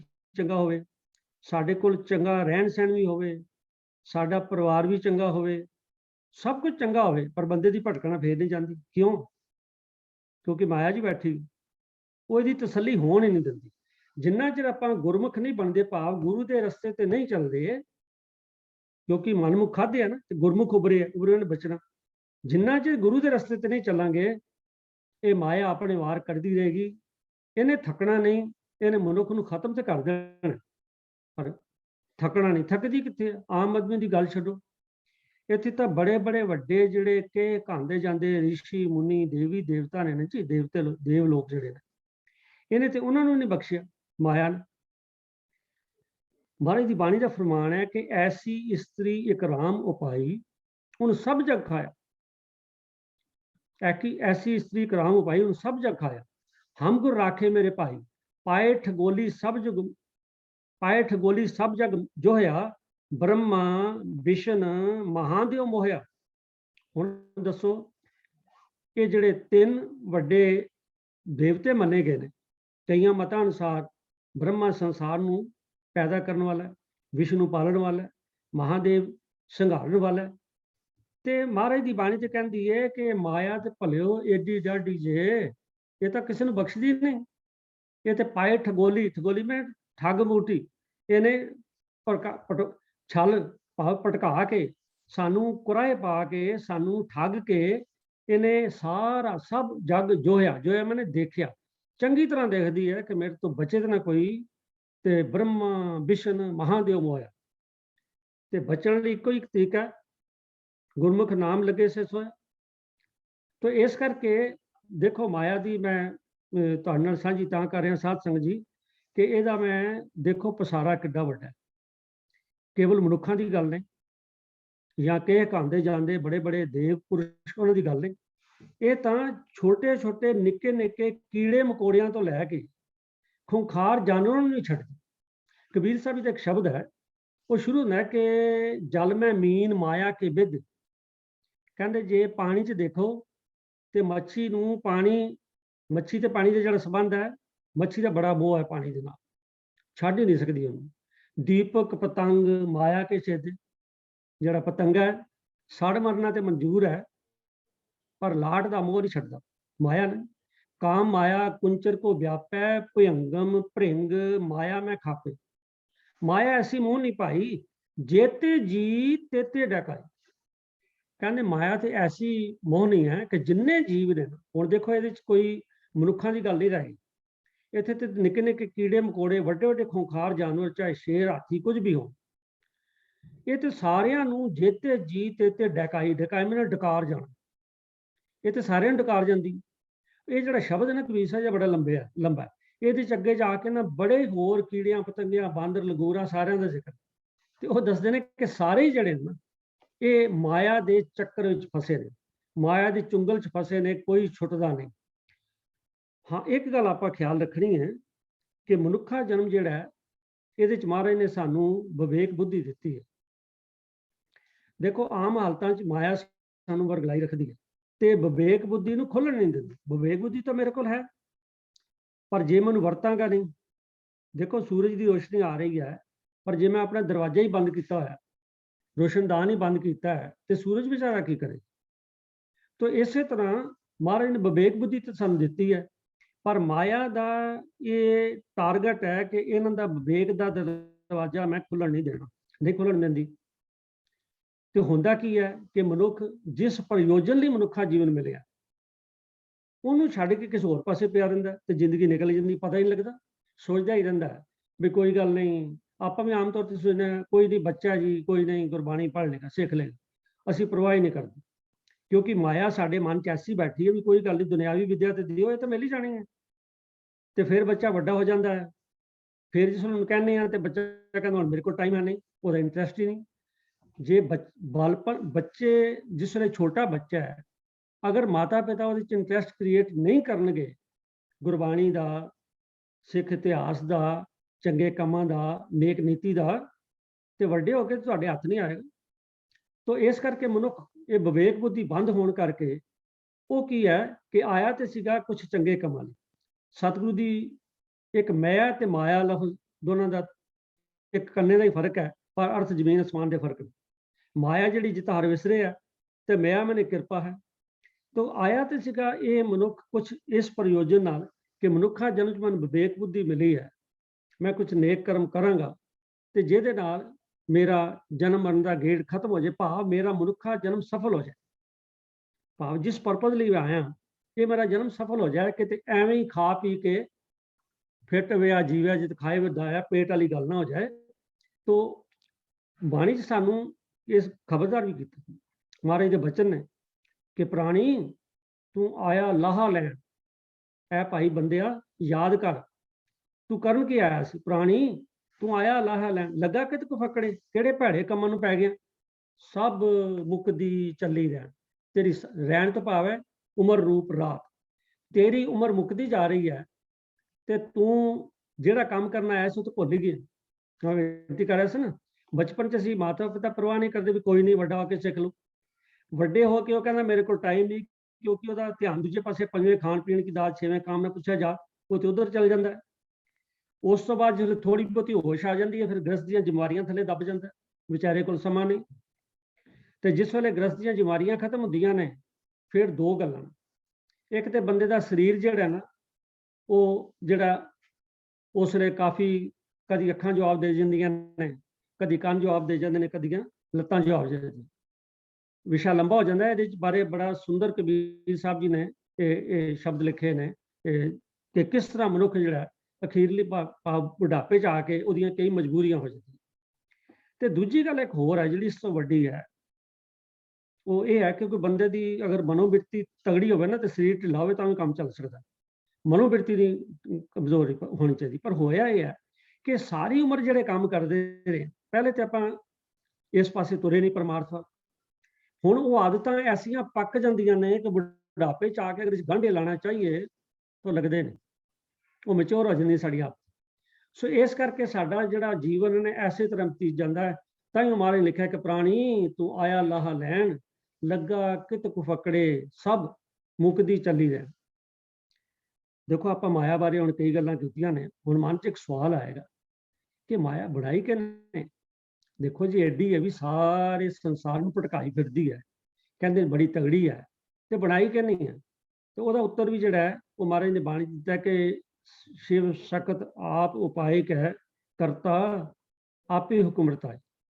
ਇਹ ਮਾਇਆ ਵਾਹਿਗੁਰੂ ਨੇ ਪੈਦਾ ਕੀਤੀ ਹੈ, ਕਿਸੇ ਹੋਰ ਨੇ ਨਹੀਂ ਪੈਦਾ ਕੀਤੀ। ਕਿਉਂ? ਕਰਤਾ ਤਾਂ ਇੱਕ ਹੀ ਹੈ ਨਾ, ਦੇयर इज वन ਕ੍ਰੀਏਟਰ, ਕਰਤਾ ਇੱਕ ਹੈ। ਇਸ ਕਰਕੇ ਜੋ ਕੁਝ ਪੈਦਾ ਹੋਇਆ ਉਹ ਤਾਂ ਵਾਹਿਗੁਰੂ ਨੇ ਪੈਦਾ ਕੀਤਾ। ਤੇ ਹੁਣ ਸਵਾਲ ਇਹ ਪੈਦਾ ਹੁੰਦਾ, ਜਿਗਿਆਸੂ ਦੇ ਮਨ 'ਚ ਜਿਗਿਆਸਾ ਆ ਸਕਦੀ ਕਿ ਜੇ ਮਾਇਆ ਜਿਹੜੀ ਹੈ ਸਾਨੂੰ ਪਰਮਾਰਥ ਤੋਂ ਹਟਾ ਕੇ ਦੂਜੇ ਪਾਸੇ ਲਾਉਂਦੀ ਹੈ ਤੇ ਵਾਹਿਗੁਰੂ ਨੇ ਪੈਦਾ ਕਿਉਂ ਕੀਤੀ ਹੈ। ਤਾਂ ਕਈਆਂ ਦਾ ਵਿਚਾਰ ਇਹ ਹੈ ਕਿ ਗੱਲ ਇਹ ਹੈ ਕਿ ਮਨੁੱਖਾ ਜੀਵਨ ਬਹੁਤ ਵਧੀਆ ਜੀਵਨ ਹੈ, ਤੇ ਮਹਾਰਾਜ ਨੇ ਜਿਵੇਂ ਪਹਿਲੇ ਆਪਾਂ ਵਿਚਾਰ ਕੀਤੀ, ਵਿਵੇਕ ਬੁੱਧੀ ਸਾਨੂੰ ਦਿੱਤੀ ਹੈ ਕਿ ਭਲਿਆ ਵਿਵੇਕ ਦੀ ਵਰਤੋਂ ਕਰ ਤੇ ਇਹ ਮਾਇਆ ਤੈਨੂੰ ਕੁਛ ਨਹੀਂ ਕਰੇਗੀ, ਸਗੋਂ ਤੇਰੀ ਦਾਸੀ ਹੋ ਜਾਏਗੀ। ਮਾਇਆ ਜਿਹੜੀ ਹੈ, ਜਿਹੜੇ ਲੋਕ ਜਿਨ੍ਹਾਂ ਦਾ ਜੀਵਨ ਚੰਗਾ ਨਾ, ਉਹਨਾਂ ਦੀ ਤਾਂ ਗੁਲਾਮ ਬਣ ਕੇ ਰਹਿੰਦੀ ਹੈ। ਤੇ ਇਸ ਕਰਕੇ ਕਹਿੰਦੇ ਨੇ ਤਾਂ ਪੈਦਾ ਕੀਤੀ ਹੈ ਕਿਉਂਕਿ ਮਨੁੱਖਾ ਜਨਮ ਜਿਹੜਾ ਹੈ ਇਹ ਇਮਤਿਹਾਨ ਦੀ ਘੜੀ ਹੈ, ਜਿਸ ਦੇ ਟੈਸਟ, ਇਹ ਜਿਹੜੀ ਇਹ ਟੈਸਟ ਦੀ ਜੂਨ ਹੈ ਸਾਡੀ, ਇਮਤਿਹਾਨ ਦੀ ਘੜੀ ਹੈ ਵੀ ਆਇਆ ਵਾਹਿਗੁਰੂ ਜੀ ਦੇਖਣਾ ਚਾਹੁੰਦੇ ਨੇ ਕਿ ਸਾਨੂੰ ਮਨੁੱਖਾ ਜਨਮ ਦਾ ਮਨੋਰਥ ਸਮਝ ਆਇਆ ਕਿ ਨਹੀਂ ਆਇਆ। ਤੇ ਆਪਾਂ ਦੇਖਦੇ ਹਾਂ ਸਾਧ ਸੰਗਤ, ਆਪਾਂ ਜਿਸ ਵੇਲੇ ਸਟੂਡੈਂਟ ਲਾਈਫ ਸੀਗੇ ਤੇ ਜਿਹੜਾ ਟੀਚਰ ਸਾਨੂੰ ਪੜ੍ਹਾਉਂਦਾ ਸੀ ਨਾ, ਫਾਰਮੂਲੇ ਸਿਖਾਉਂਦਾ ਸੀਗਾ। ਤੇ ਮੁੜ ਕੇ ਜਿਸ ਉਹਨੇ ਟੈਸਟ ਪਾਣਾ ਨਾ, ਉਹਦੇ 'ਚ ਉਹਨੇ ਐਸੀ ਅਡਾਉਣੀ ਪਾ ਕੇ ਪਾਉਣੀ ਵੀ ਸਾਨੂੰ ਸਮਝ ਨਾ ਆਉਣੀ, ਤੇ ਜੇ ਸਮਝ ਜਾਈਏ ਅਡਾਉਣੀ ਜਿਹੜੀ ਉਹ ਖੁੱਲ ਜਾਏ ਤੇ ਪਾਸ, ਵਰਨਾ ਫੇਲ। ਇਸੇ ਤਰ੍ਹਾਂ ਸਤਿਗੁਰੂ ਜੀ, ਵਾਹਿਗੁਰੂ ਜੀ ਨੇ ਨਾ ਇਹ ਮਾਇਆ ਜਿਹੜੀ ਹੈ ਇੱਕ ਟੈਸਟ ਪਾਇਆ ਸਾਡੇ ਲਈ, ਕਿ ਜੇ ਤੇ ਮਾਇਆ ਨੂੰ ਜਿੱਤ ਲਏਗਾ, ਇਹਨੂੰ ਕਾਬੂ ਕਰ ਲਏਗਾ, ਤੇ ਇਹਦਾ ਜੀਵਨ ਸਫਲ ਹੈ, ਵਰਨਾ ਛੁੱਟੀ। ਸੋ ਇਸ ਕਰਕੇ ਸਾਨੂੰ ਨਾ ਇਹ ਸੋਚਣਾ ਚਾਹੀਦਾ ਕਿ ਵਾਹਿਗੁਰੂ ਜੀ ਨੇ ਪੈਦਾ ਮਾਇਆ ਕਿਉਂ ਕੀਤੀ ਹੈ। ਮਾਇਆ ਨੂੰ ਖਤਮ ਨਹੀਂ ਹੋ ਸਕਦੀ, ਮਾਇਆ ਰਹੇਗੀ ਸਾਡੇ ਨਾਲ ਹੀ, ਪਰ ਅਸੀਂ ਇਹਨੂੰ ਨਾਲ ਕਿੰਝ ਰੱਖਣਾ? ਦੋ ਤਰੀਕੇ ਹੁੰਦੇ ਨੇ। ਇੱਕ ਤਾਂ ਹੁੰਦੇ ਨੇ ਕੋਈ ਤੁਹਾਨੂੰ ਫੜ ਕੇ ਅੱਗੇ ਲਾ ਲਵੇ, ਪਿੱਛੇ ਲਾ ਲਵੇ, ਦੂਜਾ ਨਾ ਤੁਸੀਂ ਕਿਸੇ ਨੂੰ ਫੜ ਕੇ ਪਿੱਛੇ ਲਾ ਲਓ। ਸੋ ਇਸ ਕਰਕੇ ਮਾਇਆ ਨੂੰ ਅਸੀਂ ਫੜ ਕੇ ਪਿੱਛੇ ਲਾਉਣਾ, ਠੀਕ ਹੈ ਜੀ। ਤੋ ਅਗਲਾ ਇੱਕ ਹੋਰ ਸਵਾਲ ਆਉਂਦਾ ਹੈ, ਇਹ ਬੜਾ ਜ਼ਰੂਰੀ ਹੈ।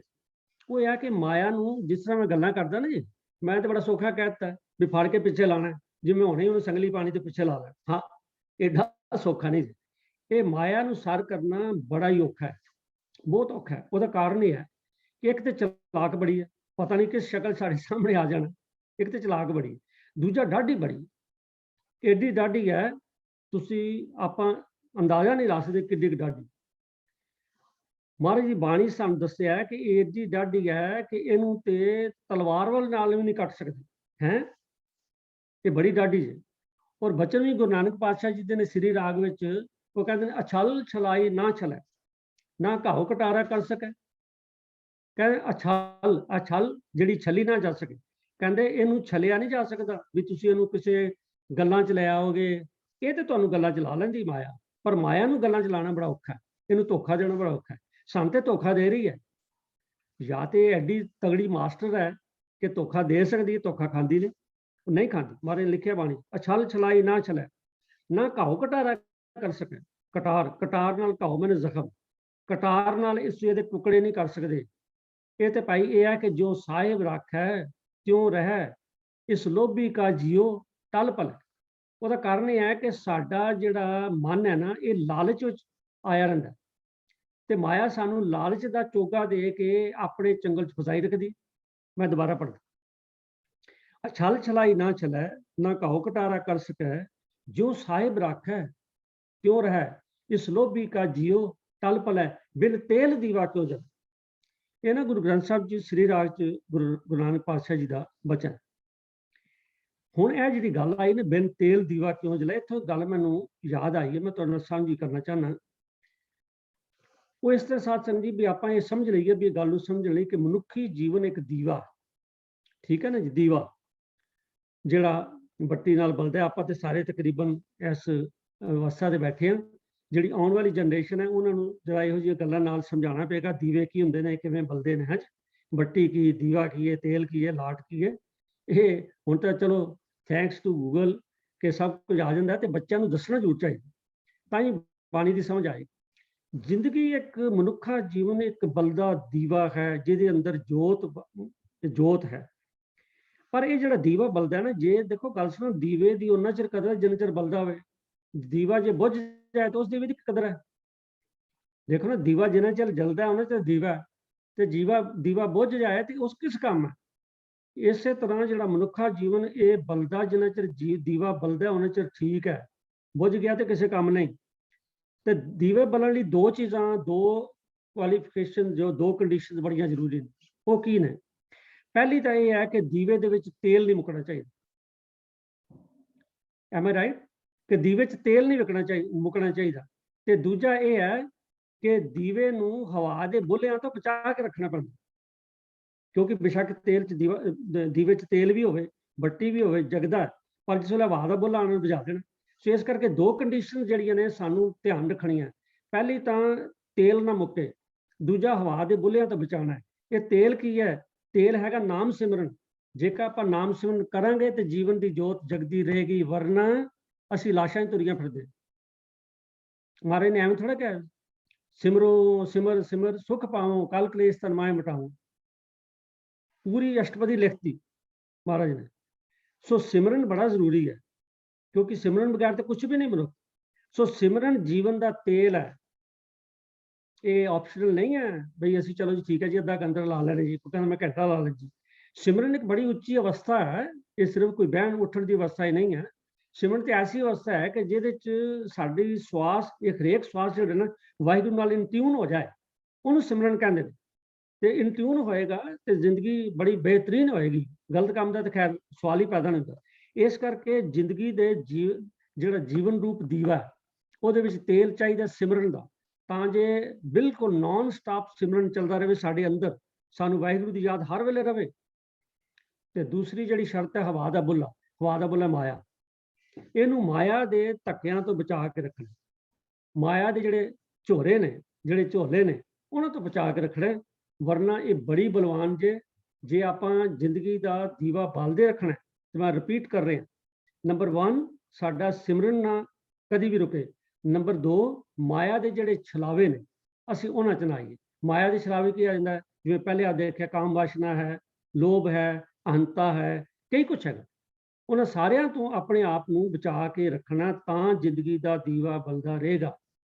ਵਰਨਾ ਬੜੀ ਬਲਵਾਨ ਜੀ, ਏਡੀ ਬਲਵਾਨ ਹੈ ਕਿ ਬਾਣੀ ਚ ਆ ਕੇ ਸਰਪਨੀ ਤੇ ਉੱਪਰ ਨਹੀਂ ਬਲਿਆ, ਜਿਨ ਬ੍ਰਹਮਾ ਵਿਸ਼ਨ ਮਹਾਦੇਵ ਛਲੀਏ। ਹੁਣ ਗੱਲ ਇਹ ਆਂਦੀ ਹੈ ਵੀ ਜੇ ਏਡੀ ਤਗੜੀ ਹੈ, ਆਪਾਂ ਕਿਵੇਂ ਬਚਾਂਗੇ? ਉਹਦੇ ਲਈ ਚਲੋ ਡਰਨ ਦੀ ਲੋੜ ਨਹੀਂ ਹੈ। ਸਾਨੂੰ ਸ਼ਬਦ ਦੇ ਵਿੱਚ ਮਹਾਰਾਜ ਨੇ ਧਰਾਸਾ ਦਿੱਤਾ, ਤਰੀਕਾ ਦੱਸਿਆ, ਮਾਰਗਦਰਸ਼ਨ। ਉਹ ਕਹਿੰਦੇ ਨੇ, ਮਾਰ ਮਾਰ ਸਰਪਨੀ ਨਿਰਮਲ ਜਲ ਪੈਠੀ, ਜਿਨ ਤ੍ਰਿਪਨ ਡਸੀਲੇ ਗੁਰ ਪ੍ਰਸਾਦ ਡੀਠੀ। ਗੁਰੂ ਦੀ ਕਿਰਪਾ ਭਾਵ ਸੰਗਤ ਮਿਲ ਜਾਏ ਤਾਂ ਸਾਨੂੰ ਇਸ ਗੱਲ ਦੀ ਸਮਝ ਆ ਜਾਂਦੀ ਹੈ ਕਿ ਮਾਇਆ ਤੋਂ ਕਿਵੇਂ ਬਚਣਾ। ਦੇਖੋ ਦੁਨੀਆ 'ਚ ਕੋਈ ਐਸਾ ਕੰਮ ਨਹੀਂ, ਨਥਿੰਗ ਇਜ਼ ਇੰਪੋਸੀਬਲ। ਦੁਨੀਆ 'ਚ ਕੋਈ ਐਸਾ ਕੰਮ ਨਹੀਂ ਜਿਹਦਾ ਇਲਾਜ ਨਾ ਹੋਵੇ, ਜਿਹਦਾ ਹੱਲ ਨਾ ਹੋਵੇ। ਤੇ ਇਹ ਮਾਇਆ ਦਾ ਹੱਲ ਨਹੀਂ ਹੈ। ਮਾਇਆ ਦਾ ਹੱਲ ਹੈਗਾ। ਮਾਇਆ ਦਾ ਹੱਲ ਹੈ ਕਿ ਗੁਰਸੰਗਤ, ਮਾਇਆ ਦਾ ਹੱਲ ਹੈ ਗੁਰਬਾਣੀ। ਜਿਸ ਵੇਲੇ ਸੰਗਤ ਵਿੱਚ ਬੈਠ ਕੇ, ਸੰਗਤ ਕਰਕੇ, ਗੁਰਬਾਣੀ ਨਾਲ ਸੰਗਤ ਕਰਾਂਗੇ, ਆਪਣੇ ਮਨ ਦੀ ਸੰਗਤ ਗੁਰਬਾਣੀ ਨਾਲ ਕਰਾਂਗੇ, ਉਹਨੂੰ ਅੰਡਰਸਟੈਂਡ ਕਰਾਂਗੇ, ਸਮਝਾਂਗੇ, ਗੁਰਬਾਣੀ ਅਨੁਸਾਰ ਜੀਵਨ ਜੀਵਾਂਗੇ, ਤੇ ਸਤਿਗੁਰੂ ਜੀ ਨਾਲ ਜਿਸ ਵੇਲੇ ਕਿਰਪਾ ਹੋ ਜਾਏਗੀ, ਕਿਉਂਕਿ ਕਿਰਪਾ ਨਾਲ ਮੰਗਣੀ ਜ਼ਰੂਰੀ। ਜਿਸ ਵੇਲੇ ਸਤਿਗੁਰੂ ਦੀ ਕਿਰਪਾ ਹੋ ਜਾਏਗੀ, ਅਸੀਂ ਉਦਮ ਕਰੀਏ, ਸਤਿਗੁਰੂ ਜੀ ਕਿਰਪਾ ਕਰਨ, ਤੇ ਫਿਰ ਦੇਖਿਓ ਇਹ ਮਾਇਆ ਇਹ ਕੀ ਚੀਜ਼ ਹੈ। ਸਾਡੇ ਸਾਹਮਣੇ ਤਾਂ ਕੱਖ ਵੀ ਨਹੀਂ ਹੈ, ਇਹ ਨਹੀਂ ਕਿਸੇ ਨਹੀਂ। ਐਸਾ ਸਾਨੂੰ ਵਿਸ਼ਵਾਸ ਰੱਖਣਾ ਚਾਹੀਦਾ, ਆਤਮਿਕ ਵਿਸ਼ਵਾਸ ਹੋਣਾ ਚਾਹੀਦਾ, ਬਲ ਹੋਣਾ ਚਾਹੀਦਾ। ਤੋ ਸਾਧ ਸੰਗਤ ਜੀ, ਸਮਾਂ ਦੌੜ ਰਿਹਾ ਹੈ। ਅੱਜ ਹੁਕਮ ਹੋਇਆ ਸੀ ਵੀ ਇੱਕ ਕਬੀਰ ਸਾਹਿਬ ਦਾ ਸ਼ਬਦ ਹੈ ਆਸਾ ਰਾਗ ਵਿੱਚ, ਮਾਇਆ ਬਾਰੇ, ਉਹਦੀ ਵਿਚਾਰ ਕਰਨੀ ਹੈ। ਤੇ ਆਓ ਹੁਣ ਆਪਾਂ, ਮੈਂ MPC ਨੂੰ ਕਹਾਂਗਾ ਵੀ ਉਹ ਕਿਰਪਾ ਕਰਕੇ ਡਿਸਪਲੇ ਕਰ ਦੇਣ, ਤੇ ਆਪਾਂ ਉਸ ਸ਼ਬਦ ਦੀ ਵਿਚਾਰ ਵੀ ਕਰ ਲਈਏ। ਜਿਹੜੇ ਸਾਡੇ ਕੋਲ ਬਾਕੀ 20 ਮਿੰਟ ਹੈਗੇ ਨੇ, ਆਪਾਂ ਉਸ ਸ਼ਬਦ ਦੀ ਵਿਚਾਰ ਕਰਦੇ। ਸ਼ਬਦ ਹੈ ਜੀ ਆਸਾ ਰਾਗ ਵਿੱਚ ਕਬੀਰ ਸਾਹਿਬ ਜੀ ਦਾ, ਇਕਤ ਪੱਤਰ ਪਰ ਉਰਕਟ ਕੁਰਕਟ, ਇਕਤ ਪੱਤਰ ਪਰ ਪਾਣੀ, ਆਸ ਪਾਸ ਪੰਚ ਜੋਗੀਆਂ ਬੈਠੇ, बीच नकट दे रानी, नकटी को ठनगन बाडा डू, किने बबेकी काटी तू रहा। सगल माए नकटी का वासा, सगल मार ओहेरी, सगलियां क्यों बहन भानजी, जिन्हें बरी तिस चेरी, हमरो भरता बडो बबेकी, आपे संत कहावे, ओ हमारे माथे कायम और हमरे निकट ना आवे। नाको काटी कानो काटी, काट कूट के डारी, कहो कबीर संतन की बैरन, तीन लोक की प्यारी। तो ये शब्द है जी कबीर साहब जी का आसा राग विच। तो ये कबीर साहब जी ने ना जिस माया बारे आप हुण जिक्र करके आए हैं, उहदे च कबीर साहब जी ने साडे कपाट खोले ने इस शब्द दे विच। देखो शब्द का जिहड़ा मुख भाव है, सेंट्रल आइडिया, वो रहाओ की तुक हुंदा है। ते हाओ की तुक है, नकटी को ठनगन बाडा डू, किना बबेकी काटी तो। ठन का ठन ठन कर, कहते ठन ठन, ये नकटी लफज पहले चलो कर लीए। जिहड़ी नकटी है ये दो लफजों के मेल तो बनी, नक जमा कटी। देखो सत्संग जिहड़ा साडा सभ्याचार है, ਉਹਦੇ ਚ नक ते ਕੰਨ बड़े इंपॉर्टेंट ने। नक ते ਕੰਨ, ते ਕੰਨ नालों नक ते बहुत इंपॉर्टेंट है। देखो नक ते कटिया जाए तो कई बार युद्ध भी हो चुके हैं नक कट्टण पिछे। तो नक जिहड़ा ना ये तां समाज विच साडे, बाकियां दा पता नहीं, मेरे साडे खास पंजाबी समाज विच जे नक दी कोई गल होवे ना, लोकी बड़ा बड़ा कर्जा चुक लैंदे ने कुड़ियां दे विआह ते, जमीनां वेच दिंदे ने, करजाई हो जांदे ने, भावें बाद खुदकशियां करनियां पैण, पर उस करने जी असीं अपना नक भी तो रखना। ये जिहड़ा नक है ना, इहदी नहीं समझ आई भी ये मतलब है भी इहदा चक्कर की है। तो कोई गल होवे असीं नक रखना जी, नक रखना जी, ते नक कटी, ते ਉਂਝ ਵੀ ਕਹਿੰਦੇ ਸਮਾਜ ਕੋਈ ਗੱਲ ਹੋ ਜਾਏ, ਕੋਈ ਮਾੜਾ ਕੰਮ ਕਰੇ, ਕਹਿੰਦੇ ਸਾਡੇ ਨੱਕ ਹੀ ਕਟਾ। ਇਹਦਾ ਮਤਲਬ ਨੱਕ ਕੱਟੀ ਦਾ ਮਤਲਬ ਹੈ ਬੇਸ਼ਰਮ, ਬੇਇੱਜ਼ਤ, ਬੇਲੱਜ। ਸੋ ਇੱਥੇ ਲਿਖਿਆ ਨਕਟੀ ਕੋ, ਤੇ ਮਾਇਆ ਲਈ ਲਫ਼ਜ਼ ਕਬੀਰ ਸਾਹਿਬ ਨੇ ਬਣਿਆ ਨਕਟੀ, ਨੱਕ ਕੱਟੀ। ਉਹ ਕਿਉਂ ਬਣਿਆ? ਇਸ ਕਰਕੇ ਵਰਤਿਆ ਵੀ ਇਹ ਮਾਇਆ ਜਿਹੜੀ ਆ ਇਹ ਨਕਟੀ ਕਿਉਂ। ਦੇਖੋ ਨਕਟੀ ਆਪਾਂ ਕਿਹਨੂੰ ਕਹਿੰਦੇ? ਸਮਝੋ ਮੈਂ ਤੁਹਾਡੇ ਕੋਲ ਜਾਣਾ, ਮੈਂ ਕੋਈ ਚੀਜ਼ ਤੁਹਾਡੇ ਕੋਲ ਕੋਈ ਚੀਜ਼ ਮੰਗਣਾ, ਤੁਸੀਂ ਕਹਿੰਦੇ ਵੀ ਮੈਂ ਨਹੀਂ ਦੇਣੀ। ਮੈਂ ਥੋੜੇ ਦਿਨ ਬਾਅਦ ਫੇਰ ਚੱਲ ਜਾਣਾ ਵੀ ਮੈਨੂੰ ਦਿਓ ਜੀ, ਤੁਸੀਂ ਕਹਿੰਦੇ ਵੀ ਨਹੀਂ ਦੇਣੀ, ਤੈਨੂੰ ਅੱਗੇ ਕਹਿ ਤਾਂ ਦਿੱਤਾ, ਚਲੋ ਮੈਂ ਵਾਪਸ ਆ ਜਾਣਾ। ਮੈਂ ਫੇਰ ਥੋੜੇ ਦਿਨ, ਮੈਂ ਵੀ ਬੜਾ ਢੀਠ ਹਾਂ, ਥੋੜੇ ਦਿਨ ਬਾਅਦ ਫੇਰ ਚੱਲ ਜਾਣਾ ਵੀ ਦਿਓ ਜੀ, ਕਹਿੰਦਾ ਯਾਰ ਬੜਾ ਹੀ ਬੇਸ਼ਰਮ ਹੈ, ਬੜਾ ਨੱਕ ਕੱਟਿਆ, ਤੈਨੂੰ ਕਹਿ ਤਾਂ ਨਹੀਂ ਦੇਣੀ। ਸੋ ਜਿਹੜਾ ਮਨੁੱਖ ਆਪਣੀ ਬਿਲਕੁਲ ਪਰਵਾਹ ਨਾ ਕਰੇ, ਅਗਲੇ ਦੇ ਮਗਰ ਹੀ ਪੈ ਜਾਏ, ਛੱਡੇ ਹੀ ਨਾ, ਬੇਇੱਜ਼ਤੀ ਵੀ ਕਰਾ ਲਵੇ, ਉਹਨੂੰ ਨਕਟੀ ਕਹਿੰਦੇ ਨੇ। ਤੇ ਮਾਇਆ ਦਾ ਕੁਝ ਇਹੋ ਹੀ ਹਿਸਾਬ। ਦੇਖੋ ਅਸੀਂ ਜਿੰਨੀ ਵਾਰੀ ਮਾਇਆ ਦੀ ਗੱਲ ਸੁਣਦੇ ਹਾਂ, ਪੜ੍ਹਦੇ ਹਾਂ, ਗੁਰਬਾਣੀ ਦੇ ਵਿੱਚ ਆਉਂਦੀ ਹੈ, ਤਾਂ ਉਸ ਵੇਲੇ ਤੇ ਮਨ ਹੁੰਦਾ ਵਿਅਕਤੀ ਹੁਣ ਲਾਲਚ ਨਹੀਂ ਕਰਨਾ, ਆਹਾ ਹੁਣ ਨਹੀਂ ਕਰਨਾ। ਪਰ ਪਤਾ ਨਹੀਂ ਲੱਗਦਾ, ਘੰਟਾ ਨਹੀਂ ਬੀਤਦਾ, 2 ਨਹੀਂ ਬੀਤਦੇ, ਵੱਧ ਤੋਂ 2 ਦਿਨ ਬੀਤ ਜਾਣਗੇ, ਫਿਰ ਉਹੀ ਲਾਲਚ ਸਾਹਮਣੇ। ਜਾਂ ਕੋਈ ਹੋਰ ਬੁਰੀ ਵਾਸ਼ਨਾ ਹੋਵੇ, ਬੰਦਾ ਕੰਨਾਂ ਨੂੰ ਹੱਥ ਲਾਉਂਦਾ, ਬਾਬਾ ਮੁੜ ਕੇ ਨਹੀਂ ਕਰ, ਪਰ ਫਿਰ ਉਹ ਕਰ ਜਾਂਦਾ। ਸੋ ਇਹੋ ਜਿਹੇ ਕਿੰਨੇ ਕੁ ਕੰਮ ਨੇ ਜਿਹੜੇ ਅਸੀਂ ਬਾਰ-ਬਾਰ ਕਰਦੇ ਹਾਂ। ਇਹ ਸਾਡਾ ਕਸੂਰ ਨਹੀਂ ਹੈ, ਇਹ ਤਾਂ ਮਾਇਆ ਦਾ ਕਸੂਰ ਹੈ, ਉਹ ਕਰਾਉਂਦੀ ਸਾਡੇ ਕੋਲ। ਤਦੇ ਤਾਂ ਨਾ ਨਕਟੀ ਹੈ। ਤੇ ਕਬੀਰ ਸਾਹਿਬ ਕਹਿੰਦੇ ਨਕਟੀ ਕੋ ਠੰਡ ਗਨ ਬਾੜਨ, ਹੈ ਤੇ ਨੱਕ ਕੱਟੀ ਹੈ। ਨੱਕ ਕੱਟੀ ਮੈਂ ਤੁਹਾਨੂੰ ਦੱਸਿਆ ਬੜੇ ਮਤਲਬ ਮਾੜੇ ਲੋਕਾਂ ਲਈ ਵਰਤਿਆ ਜਾਂਦਾ ਹੈ, ਪਰ ਦੇਖੋ ਕਮਾਲ ਦੀ ਗੱਲ ਹੈ ਨਕਟੀ ਹੈ, ਪਰ ਇਹਦੇ ਤੇ ਵਾਜੇ ਵੱਜਦੇ ਨੇ, ਠੰਡ ਗਨ, ਇਹਦੇ ਤੇ ਛੈਣੇ ਖੜਕਦੇ ਨੇ। ਦੇਖੋ ਰਾਜੇ ਮਹਾਰਾਜੇ ਜਿਸ ਵੇਲੇ ਆਉਂਦੇ ਸੀ ਨਾ ਜੀ, ਤੇ ਅੱਗੇ ਤੂਤੀਆਂ ਵੱਜਦੀਆਂ ਹੁੰਦੀਆਂ ਸੀਗੀਆਂ। ਤੇ ਇਸੇ ਤਰ੍ਹਾਂ ਇਹ ਮਾਇਆ ਜਿਹੜੀ ਹੈ ਨਾ, ਭਾਵੇਂ ਨਕਟੀ ਲਿਖਿਆ ਪਰ ਠੰਗਨ ਬਾਡਾ ਡੂਨ ਨਾ ਲਿਖਿਆ, ਇਹਦਾ ਵਾਜਾ ਵੀ ਵੱਜਦਾ। ਭਾਵ ਇਹ ਹੈ ਕਿ ਲੋਕ ਬੜਾ ਇਹਦਾ ਸਤਿਕਾਰ ਕਰਦੇ ਨੇ। ਤੇ ਕਿਹਨੇ ਵਿਵੇਕੀ ਕਾਟੀ? ਤੇ ਕੋਈ ਵਿਵੇਕੀ ਹੋਏਗਾ ਜਿਹਨੇ ਇਹਨੂੰ ਕਟਿਆ, ਭਾਵ ਇਹਦੇ ਗੁਲਾਮ ਨਹੀਂ ਬਣਿਆ, ਵਰਨਾ ਇਹਨੇ ਦੁਨੀਆ ਨੂੰ ਗੁਲਾਮ ਕੀਤਾ। ਹੁਣ ਇੱਥੇ ਲਫ਼ਜ਼ ਵਿਵੇਕੀ ਬਾਰੇ ਮੈਂ ਬੇਨਤੀ ਕਰਨੀ ਚਾਹੁੰਦਾ, ਇਹ 2 ਲਫ਼ਜ਼ਾਂ ਦੇ ਮੇਲ ਤੋਂ ਬਣਿਆ। ਬਿਬ ਜਮਾ ਏਕ, ਬਿਬ ਦਾ ਮਨ ਦੂਜਾ, ਏਕ ਮਨ ਇੱਕ, ਜਿਹੜਾ ਦੂਜੇ ਤੋਂ ਇੱਕ ਕਰ ਦੂ। ਆਪਾਂ ਪਹਿਲੇ ਪੜ੍ਹ ਕੇ ਵਿਚਾਰ ਕਰਕੇ ਹਟੇ ਨਾ ਜੀ, ਕਿ ਸਾਨੂੰ ਖਸਮ ਛੋੜ ਦੂਜੇ ਲੱਗੇ। ਖਸਮ ਇੱਕ ਹੈ, ਮਾਲਕ ਇੱਕ ਹੈ, ਬਾਕੀ ਸਭ ਕੁਝ 2 ਨੰਬਰ ਹੈ। ਦੇਖੋ ਆਮ ਤੌਰ ਤੇ ਵੀ ਅਸੀਂ 2 ਨੰਬਰ ਨੂੰ ਨਾ ਇਸ ਤਰ੍ਹਾਂ ਹੀ ਵਰਤਦੇ ਹਾਂ ਵੀ 2 ਨੰਬਰ ਦੀ ਕਮਾਈ ਹੈ ਜੀ, ਇਹ 2 ਨੰਬਰ ਕੰਮ ਹੈ। ਸੋ ਹੈ ਖਸਮ ਇੱਕ ਹੀ। ਜਿਹੜੇ ਖਸਮ ਨਾਲ ਜੁੜਨਗੇ ਉਹ 1 ਨੰਬਰ ਦੇ ਬੰਦੇ ਨੇ, ਜਿਹੜੇ ਖਸਮ ਤੋਂ ਟੁੱਟੇ ਹੋਣਗੇ 2 ਨੰਬਰ ਦੇ। ਤੇ ਇੱਥੇ ਵੀ ਇਹ ਵਿਵੇਕ ਦਾ ਮਤਲਬ ਬਿਬ ਜਮਾ ਏਕ, 2 ਤੋਂ 1 ਜਿਹੜਾ ਕਰ ਦੇ, ਭਾਵ ਦਵੈਸ਼ ਤੋਂ ਨਿਕਲ ਕੇ ਇੱਕ ਨਾਲ ਆ ਜਾਏ, ਹੋਰ ਚੀਜ਼ਾਂ ਚੋਂ ਨਿਕਲ ਕੇ, ਮਾੜੀਆਂ ਕੰਮਾਂ ਚੋਂ ਨਿਕਲ ਕੇ ਇੱਕ ਸਤਿਗੁਰੂ ਜੀ ਦੇ ਚੰਗੇ ਉਪਦੇਸ਼ਾਂ ਨਾਲ ਜੁੜ ਜਾਏ, ਉਹਨੂੰ ਵਿਵੇਕੀ ਕਹਿੰਦੇ। ਸੋ ਇਹ ਹੈ ਵਿਵੇਕ। ਤੋਂ ਕਬੀਰ ਸਾਹਿਬ ਕਹਿੰਦੇ ਨੇ ਕਿ ਨਕਟੀ ਕੋ ਠੰਗਨ ਬਾਡਾ ਡੂੰ, ਕਿਨੇ ਵਿਵੇਕੀ ਕਾਟੀ। ਇਹਦਾ ਬੜਾ ਵਾਜਾ ਵੱਜਦਾ, ਪਰ ਕਿਸੇ ਜਿਹੜੇ ਵਿਵੇਕੀ ਲੋਕ ਨੇ ਬੜੇ ਘੱਟ ਨੇ, ਉਹ ਇਹ ਤੋਂ ਬਚਦੇ ਨੇ। ਤੇ ਆਓ ਜੀ ਸ਼ਬਦ ਦੀ ਪਹਿਲੀ ਤੁਕ ਹੈ, ਇਕਤ ਪੱਤਰ ਪਰ ਉਰਕਟ ਕੁਰਕਟ, ਇਕਤ ਪੱਤਰ ਪਰ ਪਾਣੀ। ਪੱਤਰ ਕਹਿੰਦੇ ਨੇ ਭਾਂਡੇ ਨੂੰ, ਤੇ ਉਰਕਟ ਹੈਗਾ ਰਿੰਨਿਆ ਹੋਇਆ ਮਾਸ, ਕੁਰਕਟ ਮੈਨੇ ਕੁੱਕੜ। ਇਕਤ ਪਰ ਪੱਤਰ ਪਰ ਉਰਕਟ ਕੁਰਕਟ, ਬਈ ਇੱਕ ਭਾਂਡੇ ਵਿੱਚ ਮਾਸ ਰਿੰਨਿਆ ਪਿਆ, ਤੇ ਦੂਜਾ ਭਾਂਡਾ ਜਿਹੜਾ ਇਕਤ ਪੱਤਰ ਪਰ ਪਾਣੀ, ਪਾਣੀ ਮੈਨੇ ਸ਼ਰਾਬ ਹੈ। ਪਾਣੀ ਦੇ ਕਿਉਂਕਿ ਬਹੁਆਰਥਕ ਸ਼ਬਦ ਹੈ, ਇਹਦੇ ਕਈ ਅਰਥ ਨੇ। ਭਾਈ ਕਾਹਨ ਸਿੰਘ ਜੀ ਨਾਭਾ ਨੇ ਪਾਣੀ ਦੇ 17 ਅਰਥ ਦੱਸੇ ਨੇ। ਜਿਹੜਾ 11ਵਾਂ ਅਰਥ ਹੈ ਨਾ, ਉੱਥੇ ਪਾਣੀ ਦਾ ਮਨ ਸ਼ਰਾਬ ਹੈ। ਤੇ ਸੰਸਕ੍ਰਿਤ ਵਿੱਚ ਵੀ ਇਹਨੂੰ ਪੰਨੀਆਂ ਕਰਕੇ ਲਿਖਦੇ ਨੇ। ਮੈਂ ਸੰਸਕ੍ਰਿਤ ਦਾ ਮਾਰ ਨਹੀਂ ਕਿਤੇ ਪੜ੍ਹਿਆ ਹੀ ਸੀਗਾ, ਉਹਦਾ ਮੈਨੂੰ ਵੀ ਸ਼ਰਾਬ ਹੀ। ਸੋ ਇੱਕ ਭਾਂਡੇ ਵਿੱਚ ਮਾਸ ਰਿੰਨਿਆ, ਇੱਕ ਭਾਂਡੇ ਵਿੱਚ ਸ਼ਰਾਬ ਹੈ। ਦੇਖੋ ਗੱਲ ਇਹ ਹੈ ਸਾਧ ਸੰਗਤ ਜੀ, ਅਗਲੀ ਤੋਂ ਕਹੇ ਆਸ-ਪਾਸ 5 ਜੋਗੀਆਂ ਬੈਠੇ ਬੀਜ ਨਗੜਦੇ ਹਨ। ਵੀ ਇਹਦੇ ਆਲੇ ਦੁਆਲੇ ਇਹ ਜਿਹੜੇ 2 ਭਾਂਡੇ ਦੱਸੇ ਨਾ, ਇੱਕ ਮਾਸ ਰਿੰਨਿਆ, ਇੱਕ ਸ਼ਰਾਬ ਪਈ ਹੈ, ਇਹਦੇ ਬਾਰੇ 5 ਜੋਗੀ ਤੋਂ ਭਾਵ ਹੈ 5 ਵਿਕਾਰ ਜਿਹੜੇ ਨੇ ਉੱਥੇ ਉਹਨਾਂ ਦੇ ਆਲੇ ਦੁਆਲੇ ਘੇਰਾ ਕੱਟ ਕੇ ਬੈਠੇ। ਮੈਂ ਬੇਨਤੀ ਕਰਦੇ ਹਾਂ ਵੀ ਸਮਾਂ ਤੇ ਹਾਲਾਤ ਜਿਹੜੇ ਨੇ ਉਹ ਮਨੁੱਖ ਨੂੰ ਚੇਂਜ ਕਰ ਦਿੰਦੇ। ਜਿਹੋ ਜਿਹਾ ਸਮਾਂ ਹੋਵੇ, ਜਿਹੋ ਜਿਹਾ ਸਾਡੇ ਕੋਲ ਸਰਕਮਸਟੈਂਸਸ ਹੋਣ, ਜਿੱਥੇ ਆਪਾਂ ਬੈਠੇ ਹੋਏ ਜਿਹਦੇ ਨਾਲ ਮਿਲਦੇ ਹੋਈਏ, ਉਹਨਾਂ ਦਾ ਅਸਰ ਪੈਂਦਾ। ਹੁਣ ਦੇਖੋ ਜਿਸ ਵੇਲੇ ਕੋਈ ਗੁਰਦੁਆਰਾ ਸਾਹਿਬ ਜਾਂਦਾ ਹੈ, ਤੇ ਭਾਵੇਂ ਕੋਈ ਮੇਰੇ ਵਰਗਾ ਮਾੜੇ ਕੰਮ ਕਰਨ ਵਾਲੇ ਹੋਏਗਾ ਨਾ, ਗੁਰਦੁਆਰਾ ਸਾਹਿਬ ਜਾ ਕੇ ਉਹਦਾ ਮਨ ਜਿਹੜਾ ਨਾ ਉਹ ਇੱਕ ਵਾਰੀ ਸਾਫ਼ ਹੋਏਗਾ, ਉਹਦੇ ਮੂੰਹ ਨਿਕਲੇਗਾ ਸਤਨਾਮ ਸ੍ਰੀ ਵਾਹਿਗੁਰੂ, ਉਹਦੇ ਮਨ 'ਚ ਵੀ ਆਏਗਾ, ਉਹਦੇ ਜਿਹੜੇ ਮਾੜੇ ਕਰਮ ਨੇ ਸਾਹਮਣੇ ਆਉਣਗੇ ਤੇ ਉਹ ਉਸ ਵੇਲੇ ਤੌਬਾ ਕਰੇਗਾ ਨਹੀਂ। ਪਰ ਜਿਹੜਾ ਕੋਈ ਕਿਤੇ ਪੱਬ ਬਾਰ ਜਾਂ ਸ਼ਰਾਬ ਮੈਖਾਨੇ ਜਾਏਗਾ, ਉੱਥੇ ਜਾ ਕੇ ਉਹਨੂੰ ਰੱਬ ਥੋੜਾ ਯਾਦ ਆਣਾ, ਉੱਥੇ ਤਾਂ ਕੁਝ ਹੀ ਆਣਾ। ਸੋ ਇਸ ਕਰਕੇ ਜਿੱਥੇ ਇਹੋ ਜਿਹੀਆਂ ਗੱਲਾਂ ਹੋਣ, ਉੱਥੇ ਮਾਇਆ ਦਾ ਪ੍ਰਭਾਵ ਹੋਰ ਵੱਧ ਜਾਂਦਾ। ਮਾਇਆ ਦੇ ਅਰਥਾਂ ਤੇ ਹੈ, ਜਿਵੇਂ ਆਪਾਂ ਪਹਿਲੇ ਵਿਚਾਰ ਕਰ ਚੁੱਕੇ, ਮਾਇਆ ਨੇ ਕੋਈ ਜਗ੍ਹਾ ਛੱਡੀ ਨਹੀਂ। ਪਰ ਹੁੰਦਾ ਨਾ, ਕਈ ਥਾਂ ਤੇ ਕੋਈ ਚੀਜ਼ ਜ਼ਿਆਦਾ ਮਿਲਦੀ ਹੈ, ਕਈ ਥਾਂ ਤੇ ਰਿਟੇਲ ਦੀਆਂ ਚੀਜ਼ਾਂ ਹੁੰਦੀਆਂ ਨੇ, ਕਈ ਤੇ ਹੋਲਸੇਲ ਦੀ ਹੁੰਦੀਆਂ ਨੇ।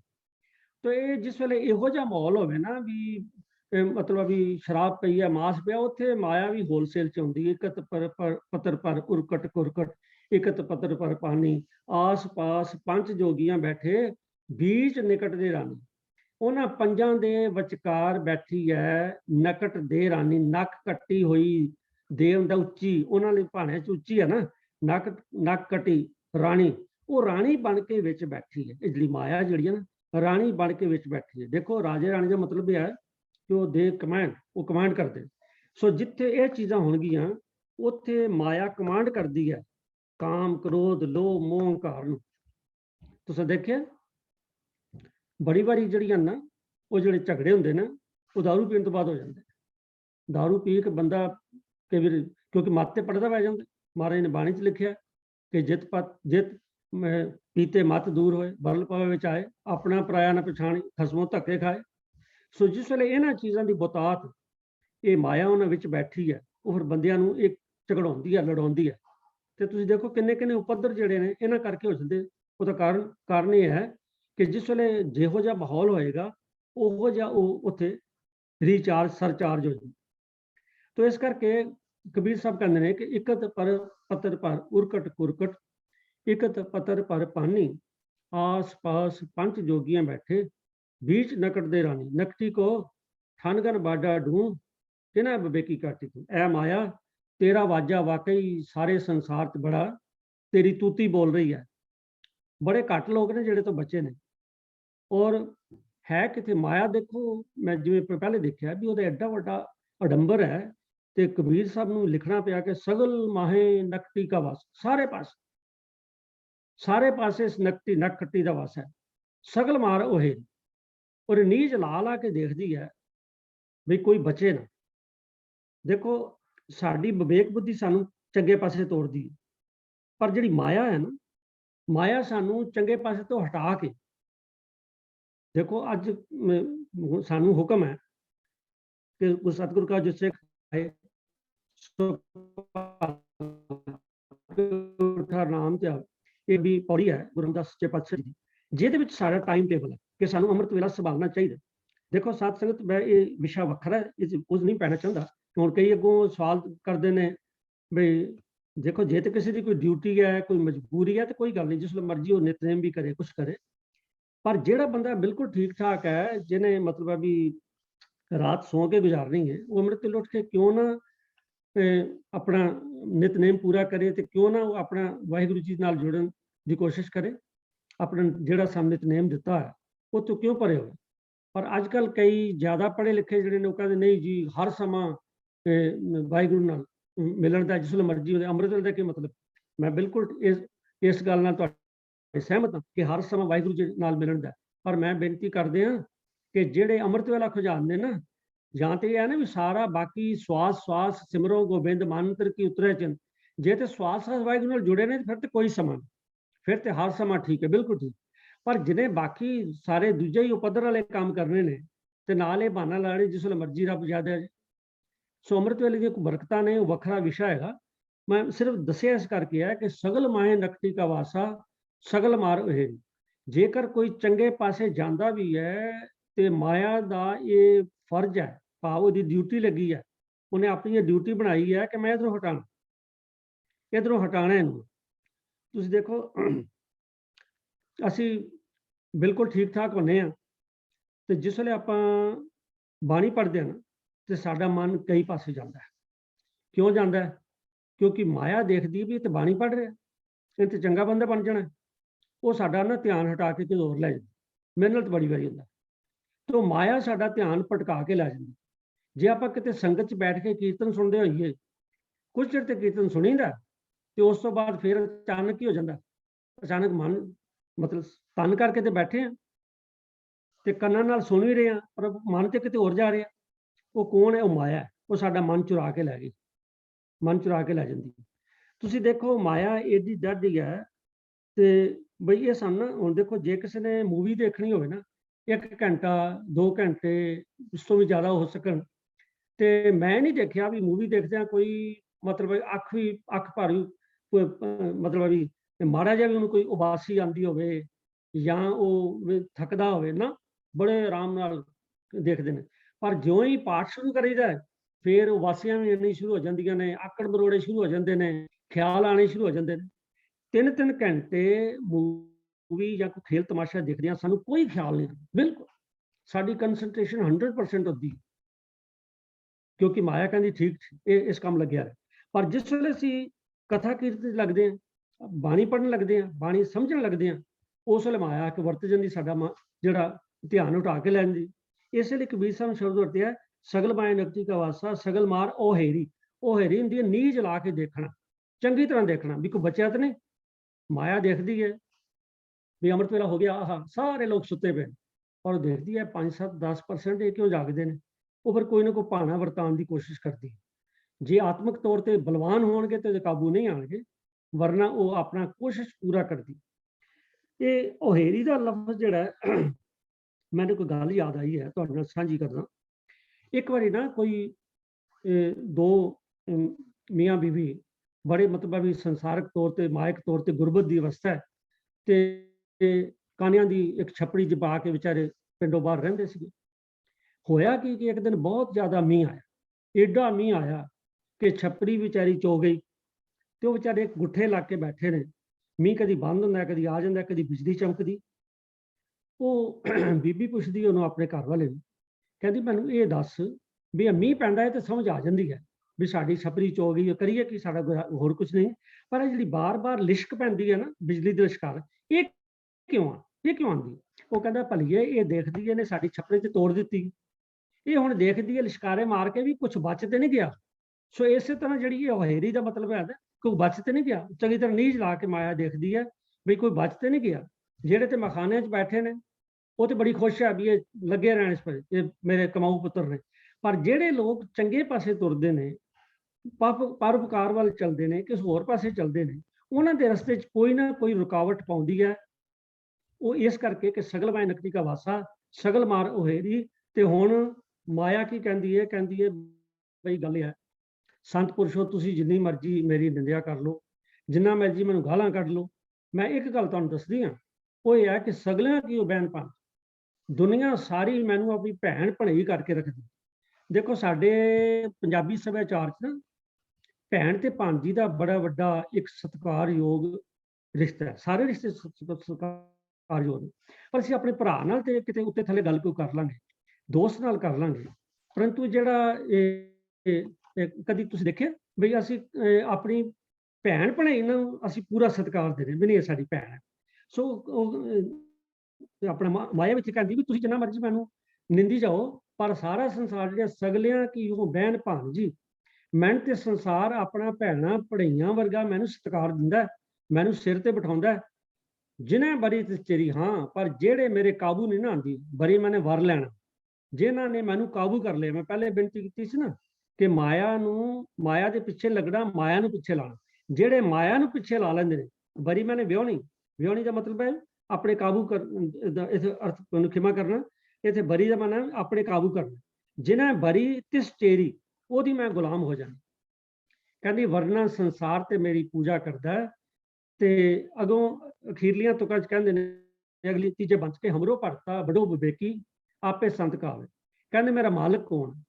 ਕਹਿੰਦੀ ਸਾਰੇ ਸੰਸਾਰ ਦੀ ਤੇ ਮੈਂ ਮਾਲਕ, ਇਹ ਕਹਿੰਦੀ ਮਾਇਆ। ਪਰ ਕਹਿੰਦੇ ਮੇਰਾ ਮਾਲਕ ਕੌਣ ਹੈ? ਹਮਰੋ ਭਰਤਾ ਬੜੋ, ਜਿਹੜੇ ਬੜੇ ਵਿਵੇਕੀ ਲੋਕ ਨੇ ਨਾ, ਆਪਾਂ ਵਿਵੇਕ ਦੀ ਪਹਿਲੇ ਗੱਲ ਕਰ ਰਹੇ, ਜਿਹੜੇ ਵਿਵੇਕੀ ਲੋਕ ਨੇ ਆਪੇ ਸੰਤ ਕਹਾਵੇ, ਮੈਂ ਉਹਨਾਂ ਦੀ, ਉਹ ਮੇਰੇ ਮਾਲਕ ਨੇ। ਬਾਕੀ ਦੁਨੀਆ ਦੀ ਮੈਂ ਮਾਲਕ, ਉਹ ਮੇਰੇ ਮਾਲਕ ਨੇ। ਉਹ ਹਮਾਰੇ ਮਾਥੇ ਕਾਇਮ, ਉਹਨਾਂ ਨੇ ਤੇ ਮੈਨੂੰ ਮੱਥੇ ਤੋਂ ਪਕੜ ਕੇ ਰੱਖਿਆ ਹੈ। ਦੇਖੋ ਕਿਸੇ ਨੂੰ ਮੱਥੇ ਤੋਂ ਪਕੜ ਲਓ ਹਿੱਲ ਨਹੀਂ ਸਕਦਾ। ਕਹਿੰਦੇ ਉਹ ਹਮਾਰੇ ਮਾਥੇ ਕਾਇਮ, ਕਹਿੰਦੇ ਉਹਨਾਂ ਨੇ ਤੇ ਮੈਨੂੰ ਪਕੜ ਕੇ ਰੱਖਿਆ ਮੱਥੇ ਤੋਂ। ਪਰ ਇੱਕ ਗੱਲ ਯਾਦ ਰੱਖਣੀ, ਦੇਖੋ ਜਿਹੜਾ ਬੰਦਾ ਢੀਠ ਹੋਵੇ ਨਾ, ਉਹ ਛਿੱਤਰ ਖਾ ਕੇ ਵੀ ਮੰਨਦਾ ਨਹੀਂ ਹੁੰਦਾ। ਇਸ ਤਰ੍ਹਾਂ ਮਾਇਆ ਬੜੀ ਢੀਠ ਹੈ। ਕਹਿੰਦੀ ਉਹਨਾਂ ਤੇ ਭਾਵੇਂ ਮੈਨੂੰ ਮੱਥੇ ਤੋਂ ਵਾਲਾਂ ਤੋਂ ਪਕੜਿਆ ਹੈ, ਮੈਂ ਹਿੱਲ ਨਹੀਂ ਸਕਦੀ, ਪਰ ਔਰ ਹਮਰਿਆਂ ਨਿਕਟ ਆਵੇ। ਕਹਿੰਦੇ ਪਰ ਬਾਕੀ ਕੋ ਆ ਕੇ ਦਿਖਾਵੇ। ਉਹ ਕਹਿੰਦੀ ਉਹਨਾਂ ਠੀਕ ਹੈ, ਸੰਤ ਪੁਰਸ਼ ਵਿਵੇਕੀ ਪੁਰਸ਼ ਜਿਹੜੇ ਨੇ ਮੈਂ ਉਹਨਾਂ ਦੇ ਕਾਬੂ ਜ਼ਰੂਰ ਹੈ, ਪਰ ਬਾਕੀ ਸਾਰਾ ਸੰਸਾਰ ਜਿਹੜਾ ਉਹ ਮੇਰੇ ਸਾਹਮਣੇ ਫੜਕਦਾ ਨਹੀਂ। ਉਹ ਕਹਿੰਦੇ ਅਖੀਰਲੀ ਤੁਕ ਚ ਕਹਿੰਦੇ ਨੇ ਨਾਕੋਂ ਕਾਟੀ ਕਾਨੋਂ ਕਾਟੀ, ਕਿਉਂਕਿ ਸਮਾਂ ਹੋ ਰਿਹਾ ਮੈਂ ਸੰਖੇਪ ਕਰ ਰਿਹਾ। ਨਾਕੋਂ ਕਾਟੀ ਕਾਨੋਂ ਕਾਟੀ काट कूट के डारी, कहो कबीर संतन की बैरन तीन लोग की प्यारी।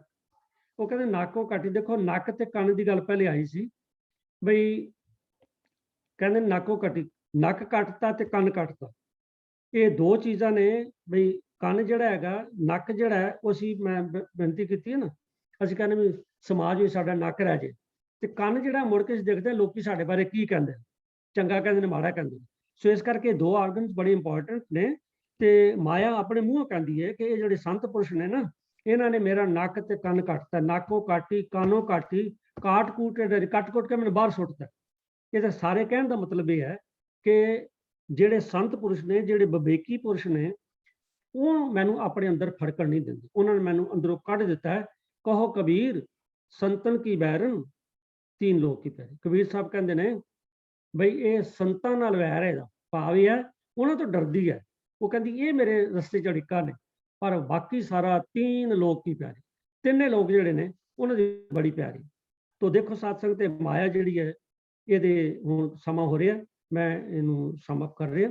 माया जिहड़ी है ये हमेशा सानू माड़े पासे लगदी। गुरबाणी च थां थां ते सानू वार्निंग तो दित्ती है, असीं बाणी ना कई वार पढ़ी जाने, हालांकि सानू रुकना चाहिए इहो जिहा करदे कि बुरे काम को उल्ट खलोया नाम की बेला पै पै सोया।